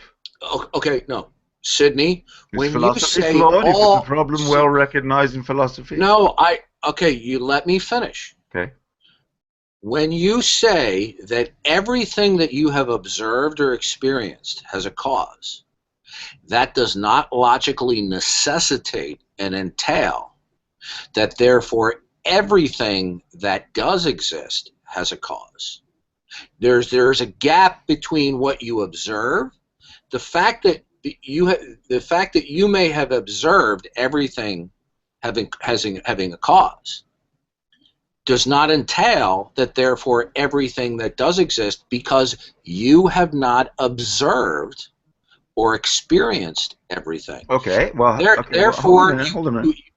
Okay. Go ahead. Let me make. I am not me, Sydney, but I represent 7 billion people. Okay. So 7 billion people have seen and observed everything, because that's everybody, right? And everything that everybody has seen has a cause. So not just me, but everybody in the world. No, you see, even people who share your worldview, that are skeptics, Sydney, who are serious-minded, would recognize that just because you have observed or experienced a consistency that all events have a cause that you have observed, that does not logically necessitate that everything that exists has a cause. Okay? No, so you're making a universal claim. How do you arrive at that conclusion? Quit acting like you're everybody's boss. Quit talking shit and get off the goddamn internet and do something with your life. Okay, so Sydney, if you're going to make a universal claim about reality, you're going to have to explain how do you know that given the finite limitations. There's no finite limitations. Finite limitations to reality. There are none. Okay, are you omniscient, Sydney? Yes. Oh, okay, good. Prove me wrong. Prove me wrong. Sydney? What's my telephone number? I'm not doxing you on live Hangouts. Don't be ridiculous. I'm not like that. Mm-hmm. Okay, good. So basically, I'm not a snitch. Basically, okay, Sydney. Here's the bottom line: is you cannot support the claim that everything that exists has a cause. Yes, I can. You can make the claim, but you can't support the claim. I can support the claim because everything that everybody's ever seen on the reality timeline has had a cause. Everything. Okay, Sydney, do you know what the word induction means? Not at all. Induction is observing things and then making a generalization from a partial observation to the whole. Right, but we're talking about general observing everything, not partial. Okay, no, Sydney, when we generalize from a partial observation to the whole that we do not, There is a gap in our knowledge. No, there isn't. Okay, all right. Well, then there's no really point in carrying on the conversation if you are unwilling to recognize that you cannot substantiate. Can I finish my, Sydney, may I finish my statement? I'd like to welcome Stephanie. Hello, Stephanie. Okay, welcome, Stephanie. Sydney, there's a problem in science and philosophy. It's called the problem of induction. Induction is making a partial observation and then generalizing to that which we do not observe. For example, the old adage is called all swans are white. Now, unless you can observe all swans, then you cannot make the statement that all swans are white, even if every swan that you have observed are in fact white.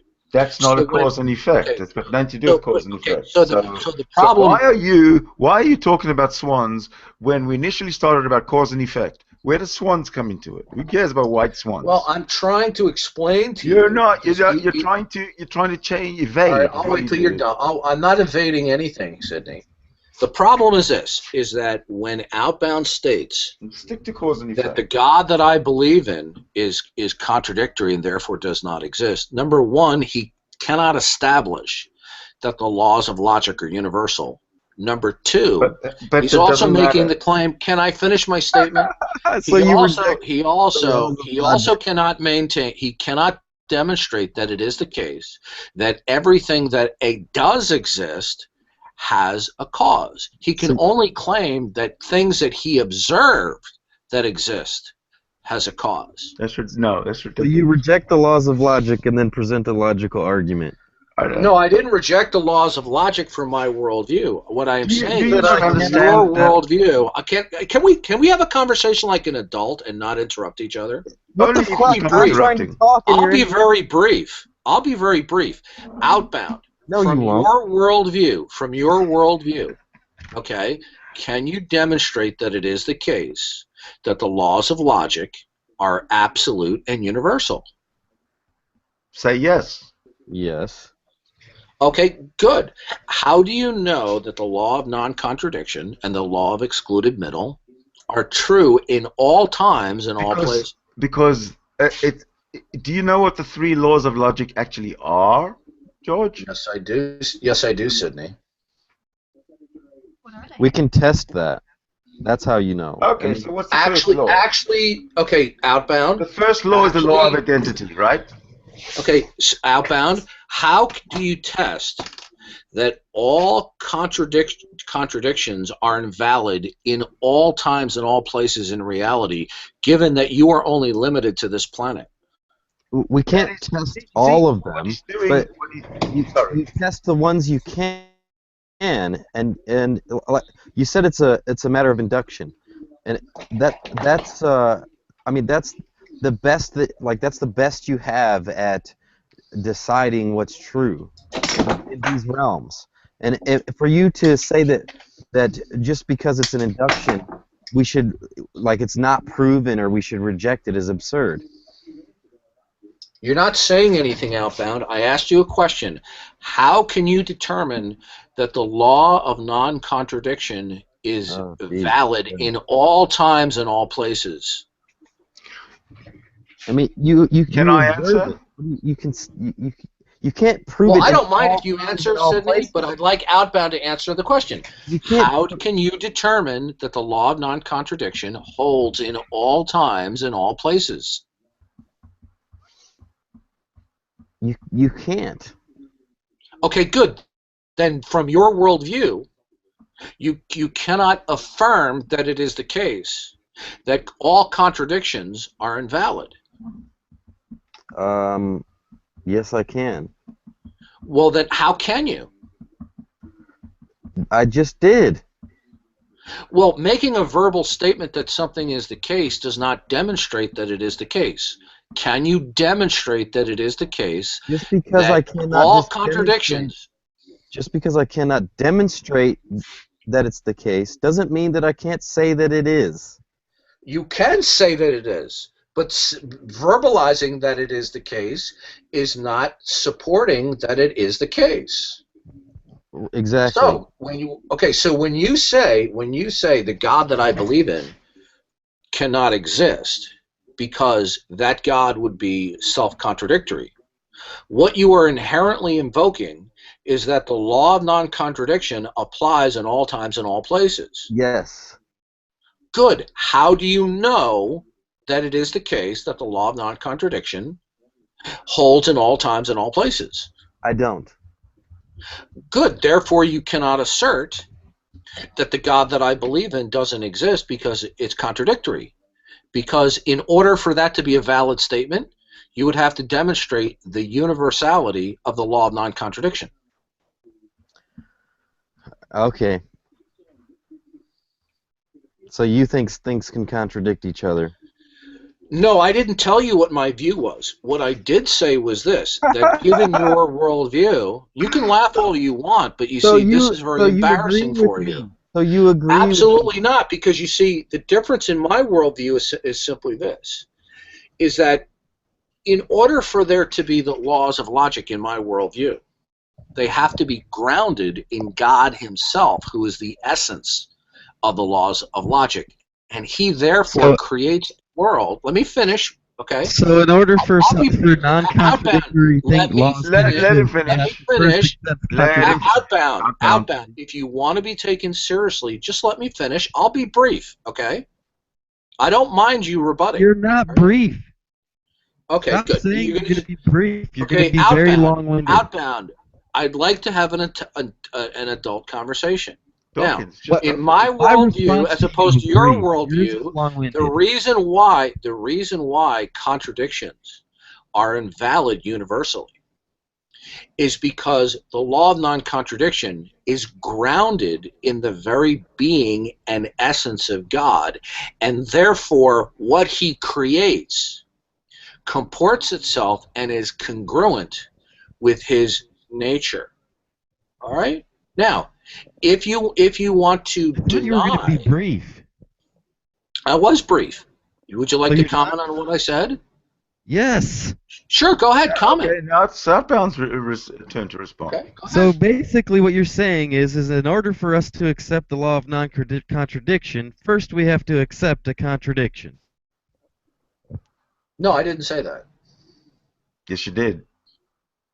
No, I didn't. Yes, you did.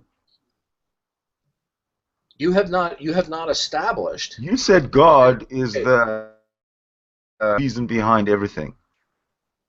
No, I said the law of non-contradiction in my worldview is grounded. It is ground zero in the being of God, since the creation is a byproduct of God himself. So God and it is consistent with his nature. So God is both P and non-P.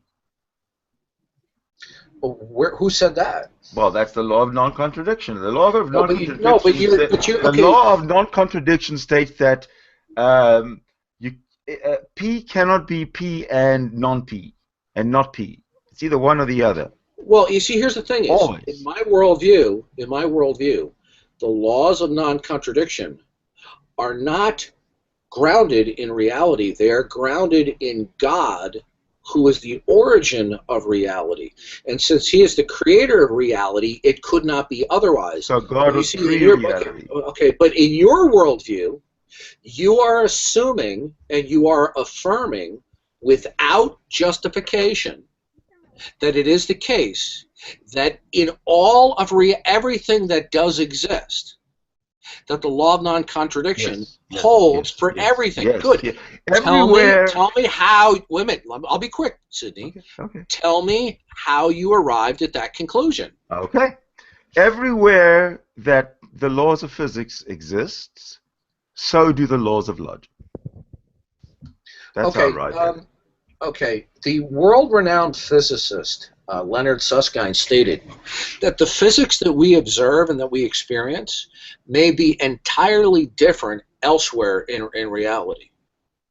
Okay? Now this is world-renowned physicist Leonard Susskind, who is a colleague of Stephen Hawking. Now, by the way, he is not a God. Okay, well, Susskind is not a God believer. He's a skeptic. Okay? The point is simply this: is when you make When you make a universal claim, right? Now, I'll just ask you real simply. Sydney, are you making a universal claim? Yes, I am. Okay, good. Then is your universal claim... Didn't I make it clear?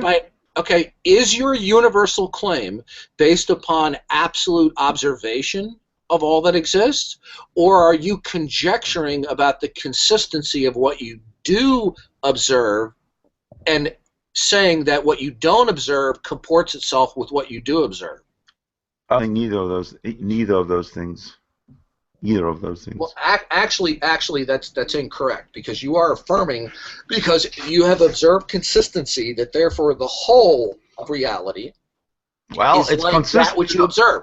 It's consistent that physics throughout the universe. Well, here's the problem. Here's the problem. Here's the problem. Since you are a skeptic, you do not believe in God because you do not believe that God is justified, right? No, God isn't. I don't believe that God is possible. Okay, good. Now, it's a myth. It is not possible. Okay, good. Good. It's now, adult fairy tales. Good. Other than you believing that the laws of logic are universal,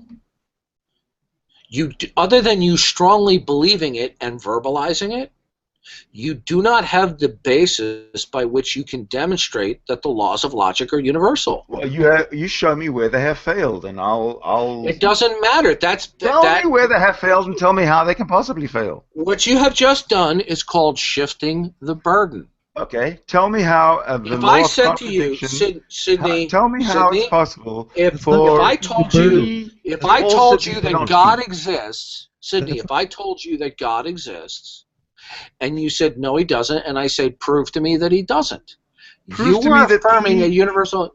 Okay. Prove to me that P equals not P. No, I don't. Okay, when it comes to our respective worldviews, right? You're the one who brought up the laws of logic, and specifically the law of non-contradiction. And I know what the law of non-contradiction is. You know what the law of non-contradiction is. The law of non-contradiction states that P is either P or not P. It can't be both P and that not is it. Okay, good. That is a belief that you have about the whole of reality, right? Right. Okay, good. How are you able to substantiate that it is the case that in everywhere in reality, all contradictory states of affairs cannot exist? Because we have nowhere that we can point to that it doesn't exist. That is an argument from induction. I already admitted it was an argument from induction. That doesn't make it fallacious. Therefore, you have not substantiated your inference. What you were doing is generalizing. The fact that it's proven where we're aware, and that we have nowhere that we can point to that it's not proven, does substantiate it. No, it does not. It does. No. So you don't believe in the law of non-contradiction. Okay, let me explain something to you. If in every instance we measure the speed of a photon, and it measures that it travels at the same speed in every instance, does not logically necessitate that all photons that do exist in reality operate at the same speed. All right? That's called an argument from induction. Exactly. Therefore, an argument from induction does not substantiate that inference. No, it does not. It does. No, it doesn't. It doesn't substantiate it. No, what you're doing is look. What you're doing is it would be just like if it doesn't substantiate God it. exists because he exists. If that were true, then in your worldview, which is I understand is different than ours, we would be able to say the same thing to you in your worldview. Because there are other contradictions. Like you're saying you accept the law of non-contradiction because of God. Because you gave your explanation. It was long-winded. I'm not going to repeat it. But the fact that you accept it and the fact that your God has other contradictions means that you could apply the same thing to your belief. So if you're going to chuck out everything that we believe in, then you have to chuck out everything you believe in too. No, and here's why. Okay, you need to establish when you are making an argument from your worldview. You have to establish your framework. Okay, you say no, I you didn't, but I did. Okay, yes, Outbound. See what I don't understand about you, and I've avoided having conversations with you on many occasions, but I decided to on this one. Okay, Outbound. You're just weak and it's overly sensitive. If one makes Outbound. You're if extremely I told sensitive. you, Outbound. If I told you I have $5 in my pocket, and you said to me, "How do you know that?" And I say, "Well, I reached into my pocket." And I pulled it inside out, and all I had were 5 single-dollar bills, right? Now, I can deduce that I have $5 bills. But on the other hand, if I make a generalization outside of my experience and observation, then you are making a statement of faith. So when you make an argument that something, Outbound, when you make an argument that if something is contradictory, therefore invalid in reality, then the very premise that you're laying out is not something that you can justify or substantiate. The fact that you have not seen a deviation in the principles of logic in your lifetime or experience does not logically necessitate that those principles of logic are in fact universal in reality. They may have been consistent within your experience, but your experience does not logically necessitate that the whole of reality is exactly like your experience. So you have no justification, given your worldview, for any universal claims. That you see is the problem? No, it is not a justification. I see a problem. It is a statement of faith. No, you are taking a statement of faith. It's not a statement of faith. It's based if it's not a statement of faith, is it a statement of observation? Yes, it's based on observation, exactly. Observation of what? We've already gone over it. I don't know why you want to... Of course you say we've gone over it, because you have already conceded you're going in circles. That you have only observed a small portion of reality. Come to the point where you say, because it's inductive, that I can't make that claim, and I disagree with you. That's where we disagree. You say it's not substantiated. That's fine. You can't... No, hold on a second. And I say make a claim. No, I didn't say you can't make the claim. I didn't say that. You said it's not substantiated, and I say it is. Okay, substantiate to me any universal claim. I already did, and you don't think it's substantiated. No, that doesn't substantiate it. That's where we disagree. Okay. That is where we disagree. If I say to you, wait a minute, look, if I say to you that every photon that I have measured travels at the same speed, therefore all photons that do exist in reality operate in the same speed, that is not a justification. That's absolutely a justification. It is a justification. Okay. It's not a justification. Yes, it is. Okay, Sydney, what you were smuggling in... That's like saying, Dawkins, that's like saying, just because I weigh a bullion of gold and it weighs a pound, that means that every single bullion of gold that has the same weight of a pound doesn't necessarily have to weigh 1 pound. It's ridiculous. It is. Okay, I don't know whether you guys are not understanding this or you're just being We're just being thick, Dawkins. Okay? We're just being okay. Here's the deal. Leonard Susskind said that the physics that we observe and experience may be entirely different elsewhere in this vast universe. Do you know what Isaac Asimov said? According to your reasoning. Do you know what Isaac Asimov said? Well, I'd like to finish my statement, then I'd like to hear what you have to say about Isaac Asimov. But the fact that you observe consistency in physics does not logically necessitate that physics operates exactly the same way throughout all of reality. You don't know that that's the case. That's like saying just because in the existence I'm aware of, I've never seen unicorns. That doesn't necessitate that unicorns don't exist. No.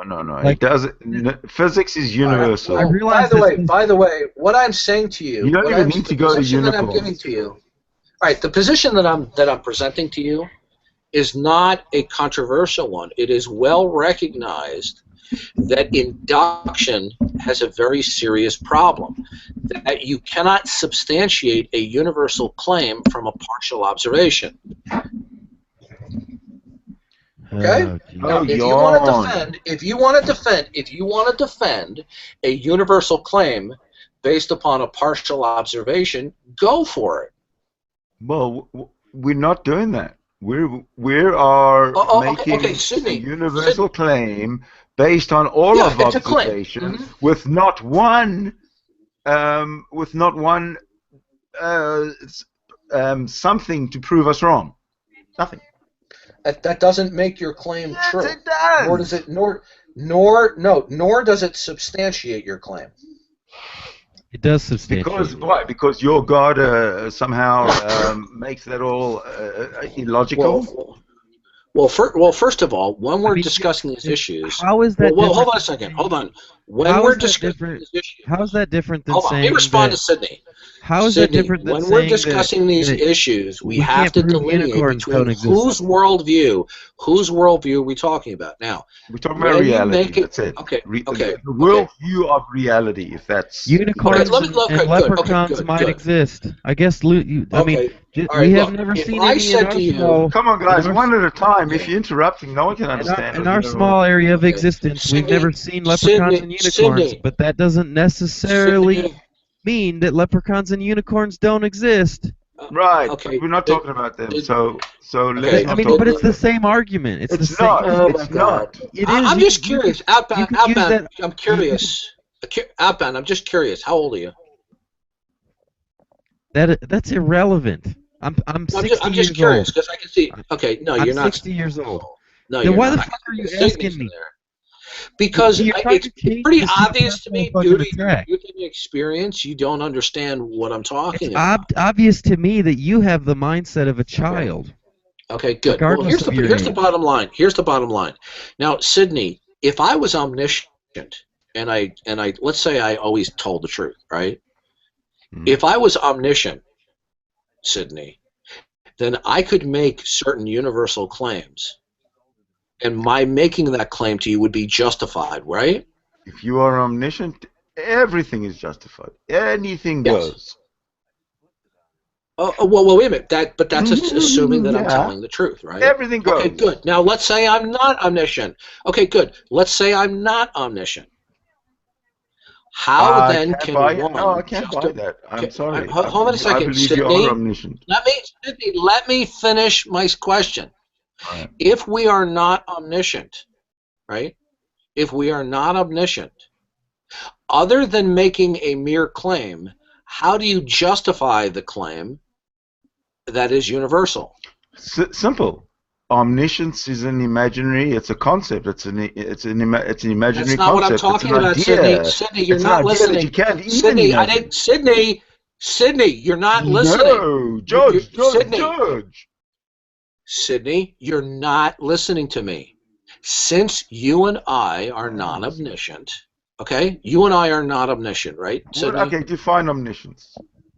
Okay, knowing the truth value of all propositions. And try and convince me that omniscience is not just a concept, Sydney, idea, an irrational thought. Can any universal claim about reality be justified other than claiming that it's true?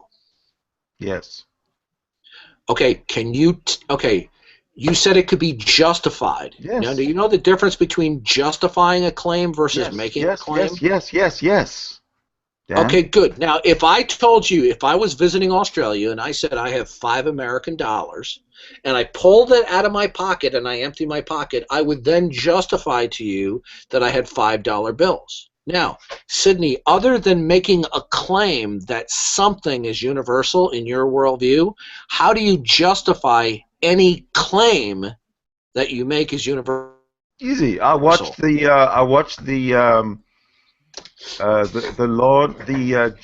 orbital in Juno orbital insert. What is it called? That spaceship that's orbiting around Jupiter right now, Juno. I watched an animation of its path to get to Jupiter, and how it had to make an orbit around Earth, how many times again, get slung towards right out into outer space to a point where at some point or other Jupiter comes along and it sort of meets up with Jupiter. It's just it was just a beautiful thing. It was all planned. It couldn't have been done if the laws were not universal. Simple. Okay, Sydney. Obviously, you're not understanding this at all. Okay. Obviously, you're not understanding science. Okay, Sydney. It may be the case that certain principles of physics are consistent within our corner of the universe, but that is not the same as a universal claim. That's not true. Right, because when we pick up a cosmic microwave background, Kobe, that is not our corner of the universe. Sydney, making certain astronomical observations does not justify a universal claim about reality in regards to physics. Yes, it does. You're not understanding the term universal here. Making an observation is not universal, it is partial. You know, Outbound, help me. When this started, like you brought this up because of my avatar. My avatar is pointing out that your Sky Fairy isn't real, and I'm doing so based on your assumptions and your worldview, not ours. Right. You did say that. Well, that's fine. I can. No. You see. The fact that you are changing this to our worldview, it means you're shifting the burden. No, you can't make that statement within my worldview, because my worldview starts with the God of the Bible exists. Yeah, but so the God you of the Bible is you just make an assumption, which is self. So you can't start with the assumption that the God of the Bible exists and then you start with an assumption that's self-contradictory. Yeah, but your starting assumption though is that the laws of non-contradiction are universal. You make that assumption in your worldview. All right. Listen. Okay, Outbound. I'm gonna really end the conversation right now because it is pointless. I don't mean Outbound. I don't mean any disrespect. You gotta run. No, I'm not running. I'm staying. No, I'm not leaving the room. I'm not leaving the room. I'm just simply pointing it out. Outbound, in all due respect, you really do not understand these concepts. I do understand them. You don't know what you're talking about. In your worldview, do you accept the law of non-contradiction? Yes. Okay, if you accept that, and your worldview is self-contradictory, that would mean it's not real. Say that again? That was just very bizarre. If you in your own worldview accept the law of non-contradiction, and your worldview includes this God that is self-contradictory, that would mean that your God isn't real by your own worldview.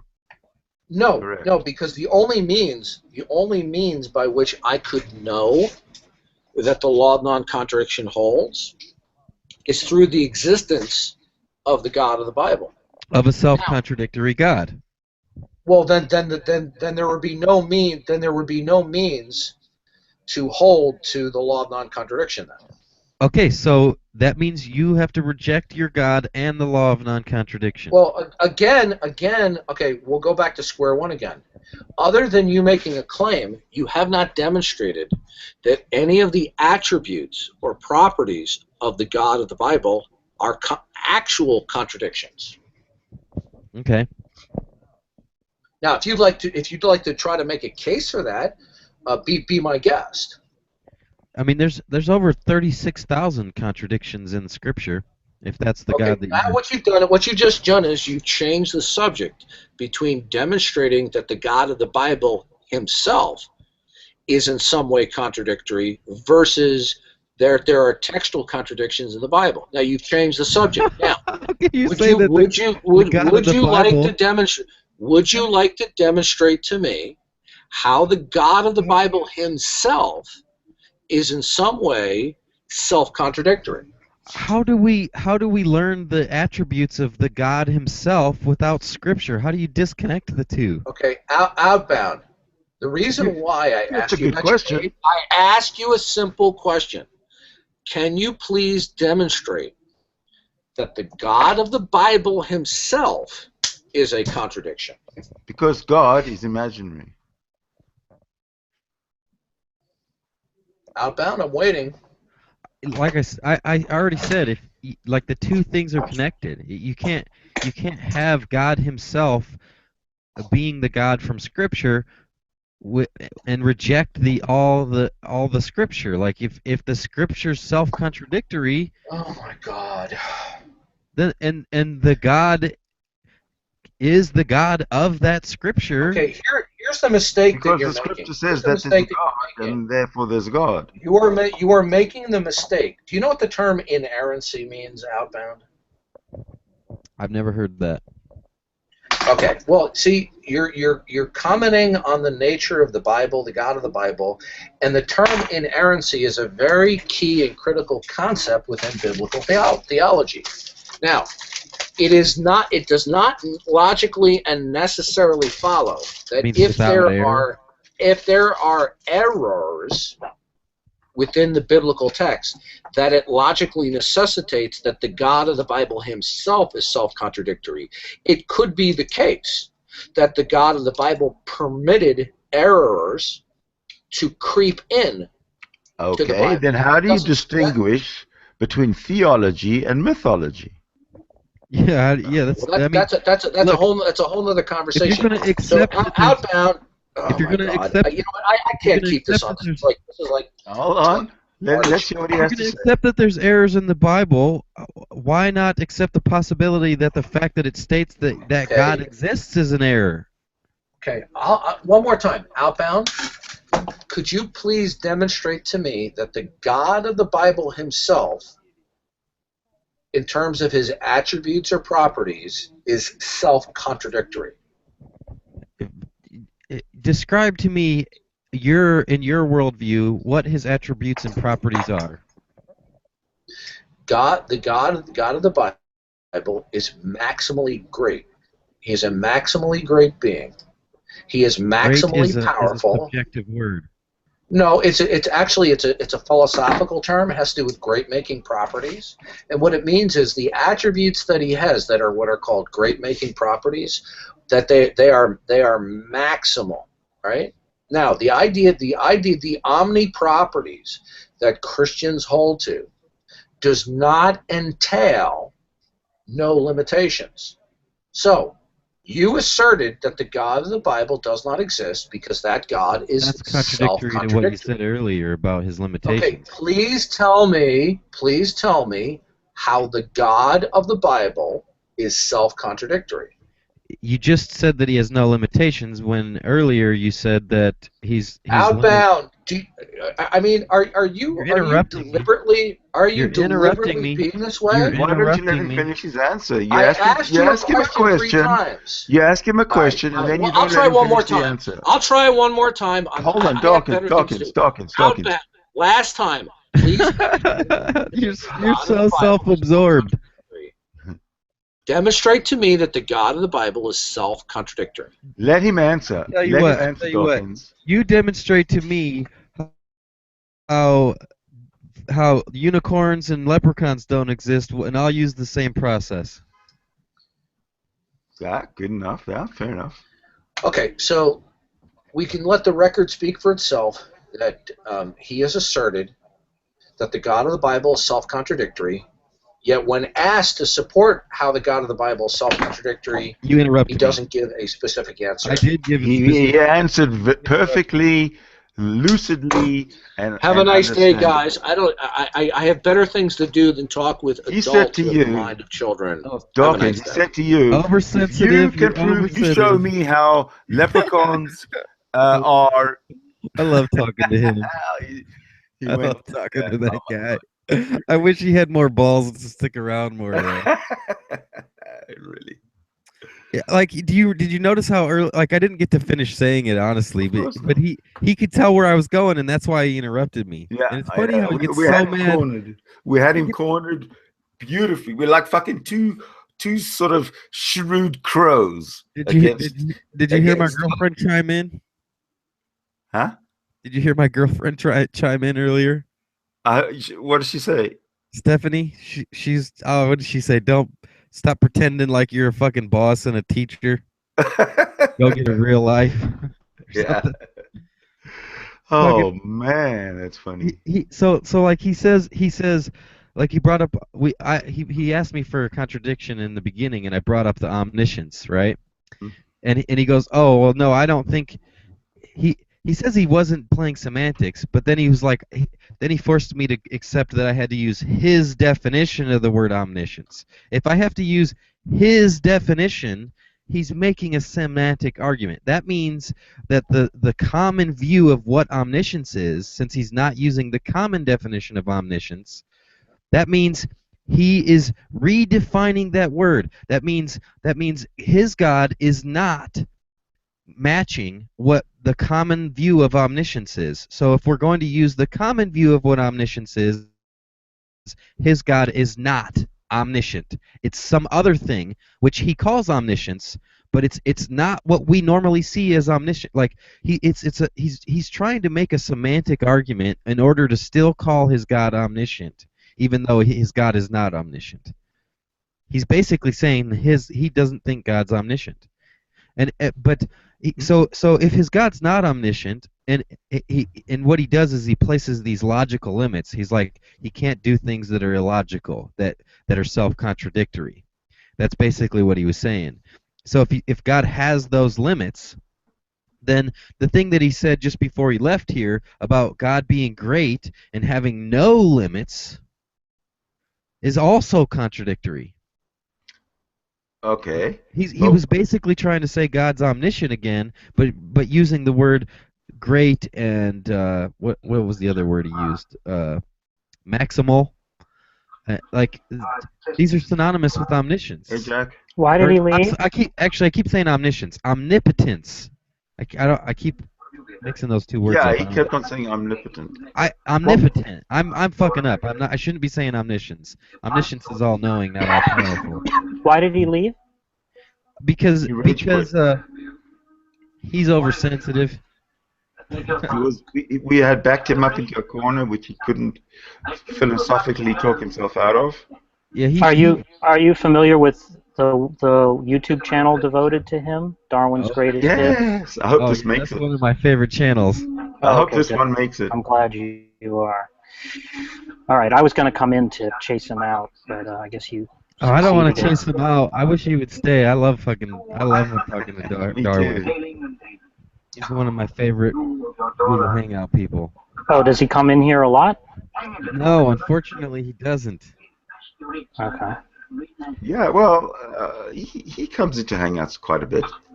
Well, he hasn't been around lately. Oh, maybe, yeah. Yeah, he has been on. Oh, do you follow him? Do you follow his... Yeah, I follow him into every Hangout he goes in. Are you the man behind Darwin's Greatest Hits? No, but I know the person who does that, and I help him. Oh, okay. Well, how do you think? How did we do? It's like a whole... I'm not sure because I didn't hear a lot of it. I just heard his nonsense, and well, let us know if we make the cut. Yeah, I will. Yeah, I will. I know that the guy who does Darwin's Greatest Hits is aware of this, so he's gonna review the video. So he might decide to make a video out of it. All right. Well, I got it. Okay. Well, I think we can go off air now because we've been on a long time and we've had a really productive show. I'd like to thank Jack for coming in and letting us know that Darwin's greatest hits is aware of us. And Outbound, you got anything to say, or Jack for that matter? No, I hope if he does cut it in there that he gets that little bit that I said after he left, because all of that stuff is I was trying to get in while he was here, and he makes it very difficult. Yeah, he does. But it's still he didn't get anywhere today as usual. He really got us in the beginning there when he was trying to shift the burden onto our world, like my worldview, our worldview. Right. And proving the law of non. He does kind of have a point about the law of non-contradiction and induction. I don't think it's a point that applies to disproving his God. I think it is a point in I think it is something to consider in philosophy and physics and all that stuff. But when we're looking at whether his worldview is true or not and whether or not it's self-contradictory, we're analyzing his worldview and his assumptions and what he thinks and his definitions, not ours. So I don't I'm kind of disappointed in myself that I let him go so long in the beginning without realizing it. It took me a while to realize what he was actually doing there, and it's like, wait a minute. I'll tell you where I was disappointed. He mentioned the law of non-contradiction right away, and he said that the law of non-contradiction does not necessarily have to be correct in every case. He said that, right? He says that that's the case in our worldview. Exactly. Now I wanted to get from him an understanding, a picture of how the law of contradiction, he believes in the law of P can be non-contradiction. P and not P at the same time. Give me an example of that. I want an example. And he believes in the law of non-contradiction. What he was saying is that since we don't accept God, we shouldn't believe in the law of that we have no reason to believe in it. That's what he's basically. He's not saying that he doesn't believe in it. He's saying that we can't use it to disprove his because we shouldn't believe in it. Right. Which is going back to what I was just saying. It's a dishonest thing because he's trying to use our worldview as a reason why we can't disprove his. Disproving his is about analyzing his worldview. It's not about analyzing ours. Correct. So that's why I say I was disappointed that I didn't realize that because we spent a long time talking about that before I realized, wait a minute, he's shifting the burden of. He was saying that you were shifting the burden at one point, but that whole conversation was him shifting the burden of proof. Right. Anyway, thank you guys for everybody who participated, especially you, Outbound. I think you provided a lot of color. Is the live hangout over? No, I'm about to end it because it's been going for like 3 hours or more even. I'm not sure. It has. I missed a bunch of it, huh? Yeah, well, it'll be processed and it'll be up there. Thanks everybody. Have a great day. I'll hopefully be having another live hangout soon.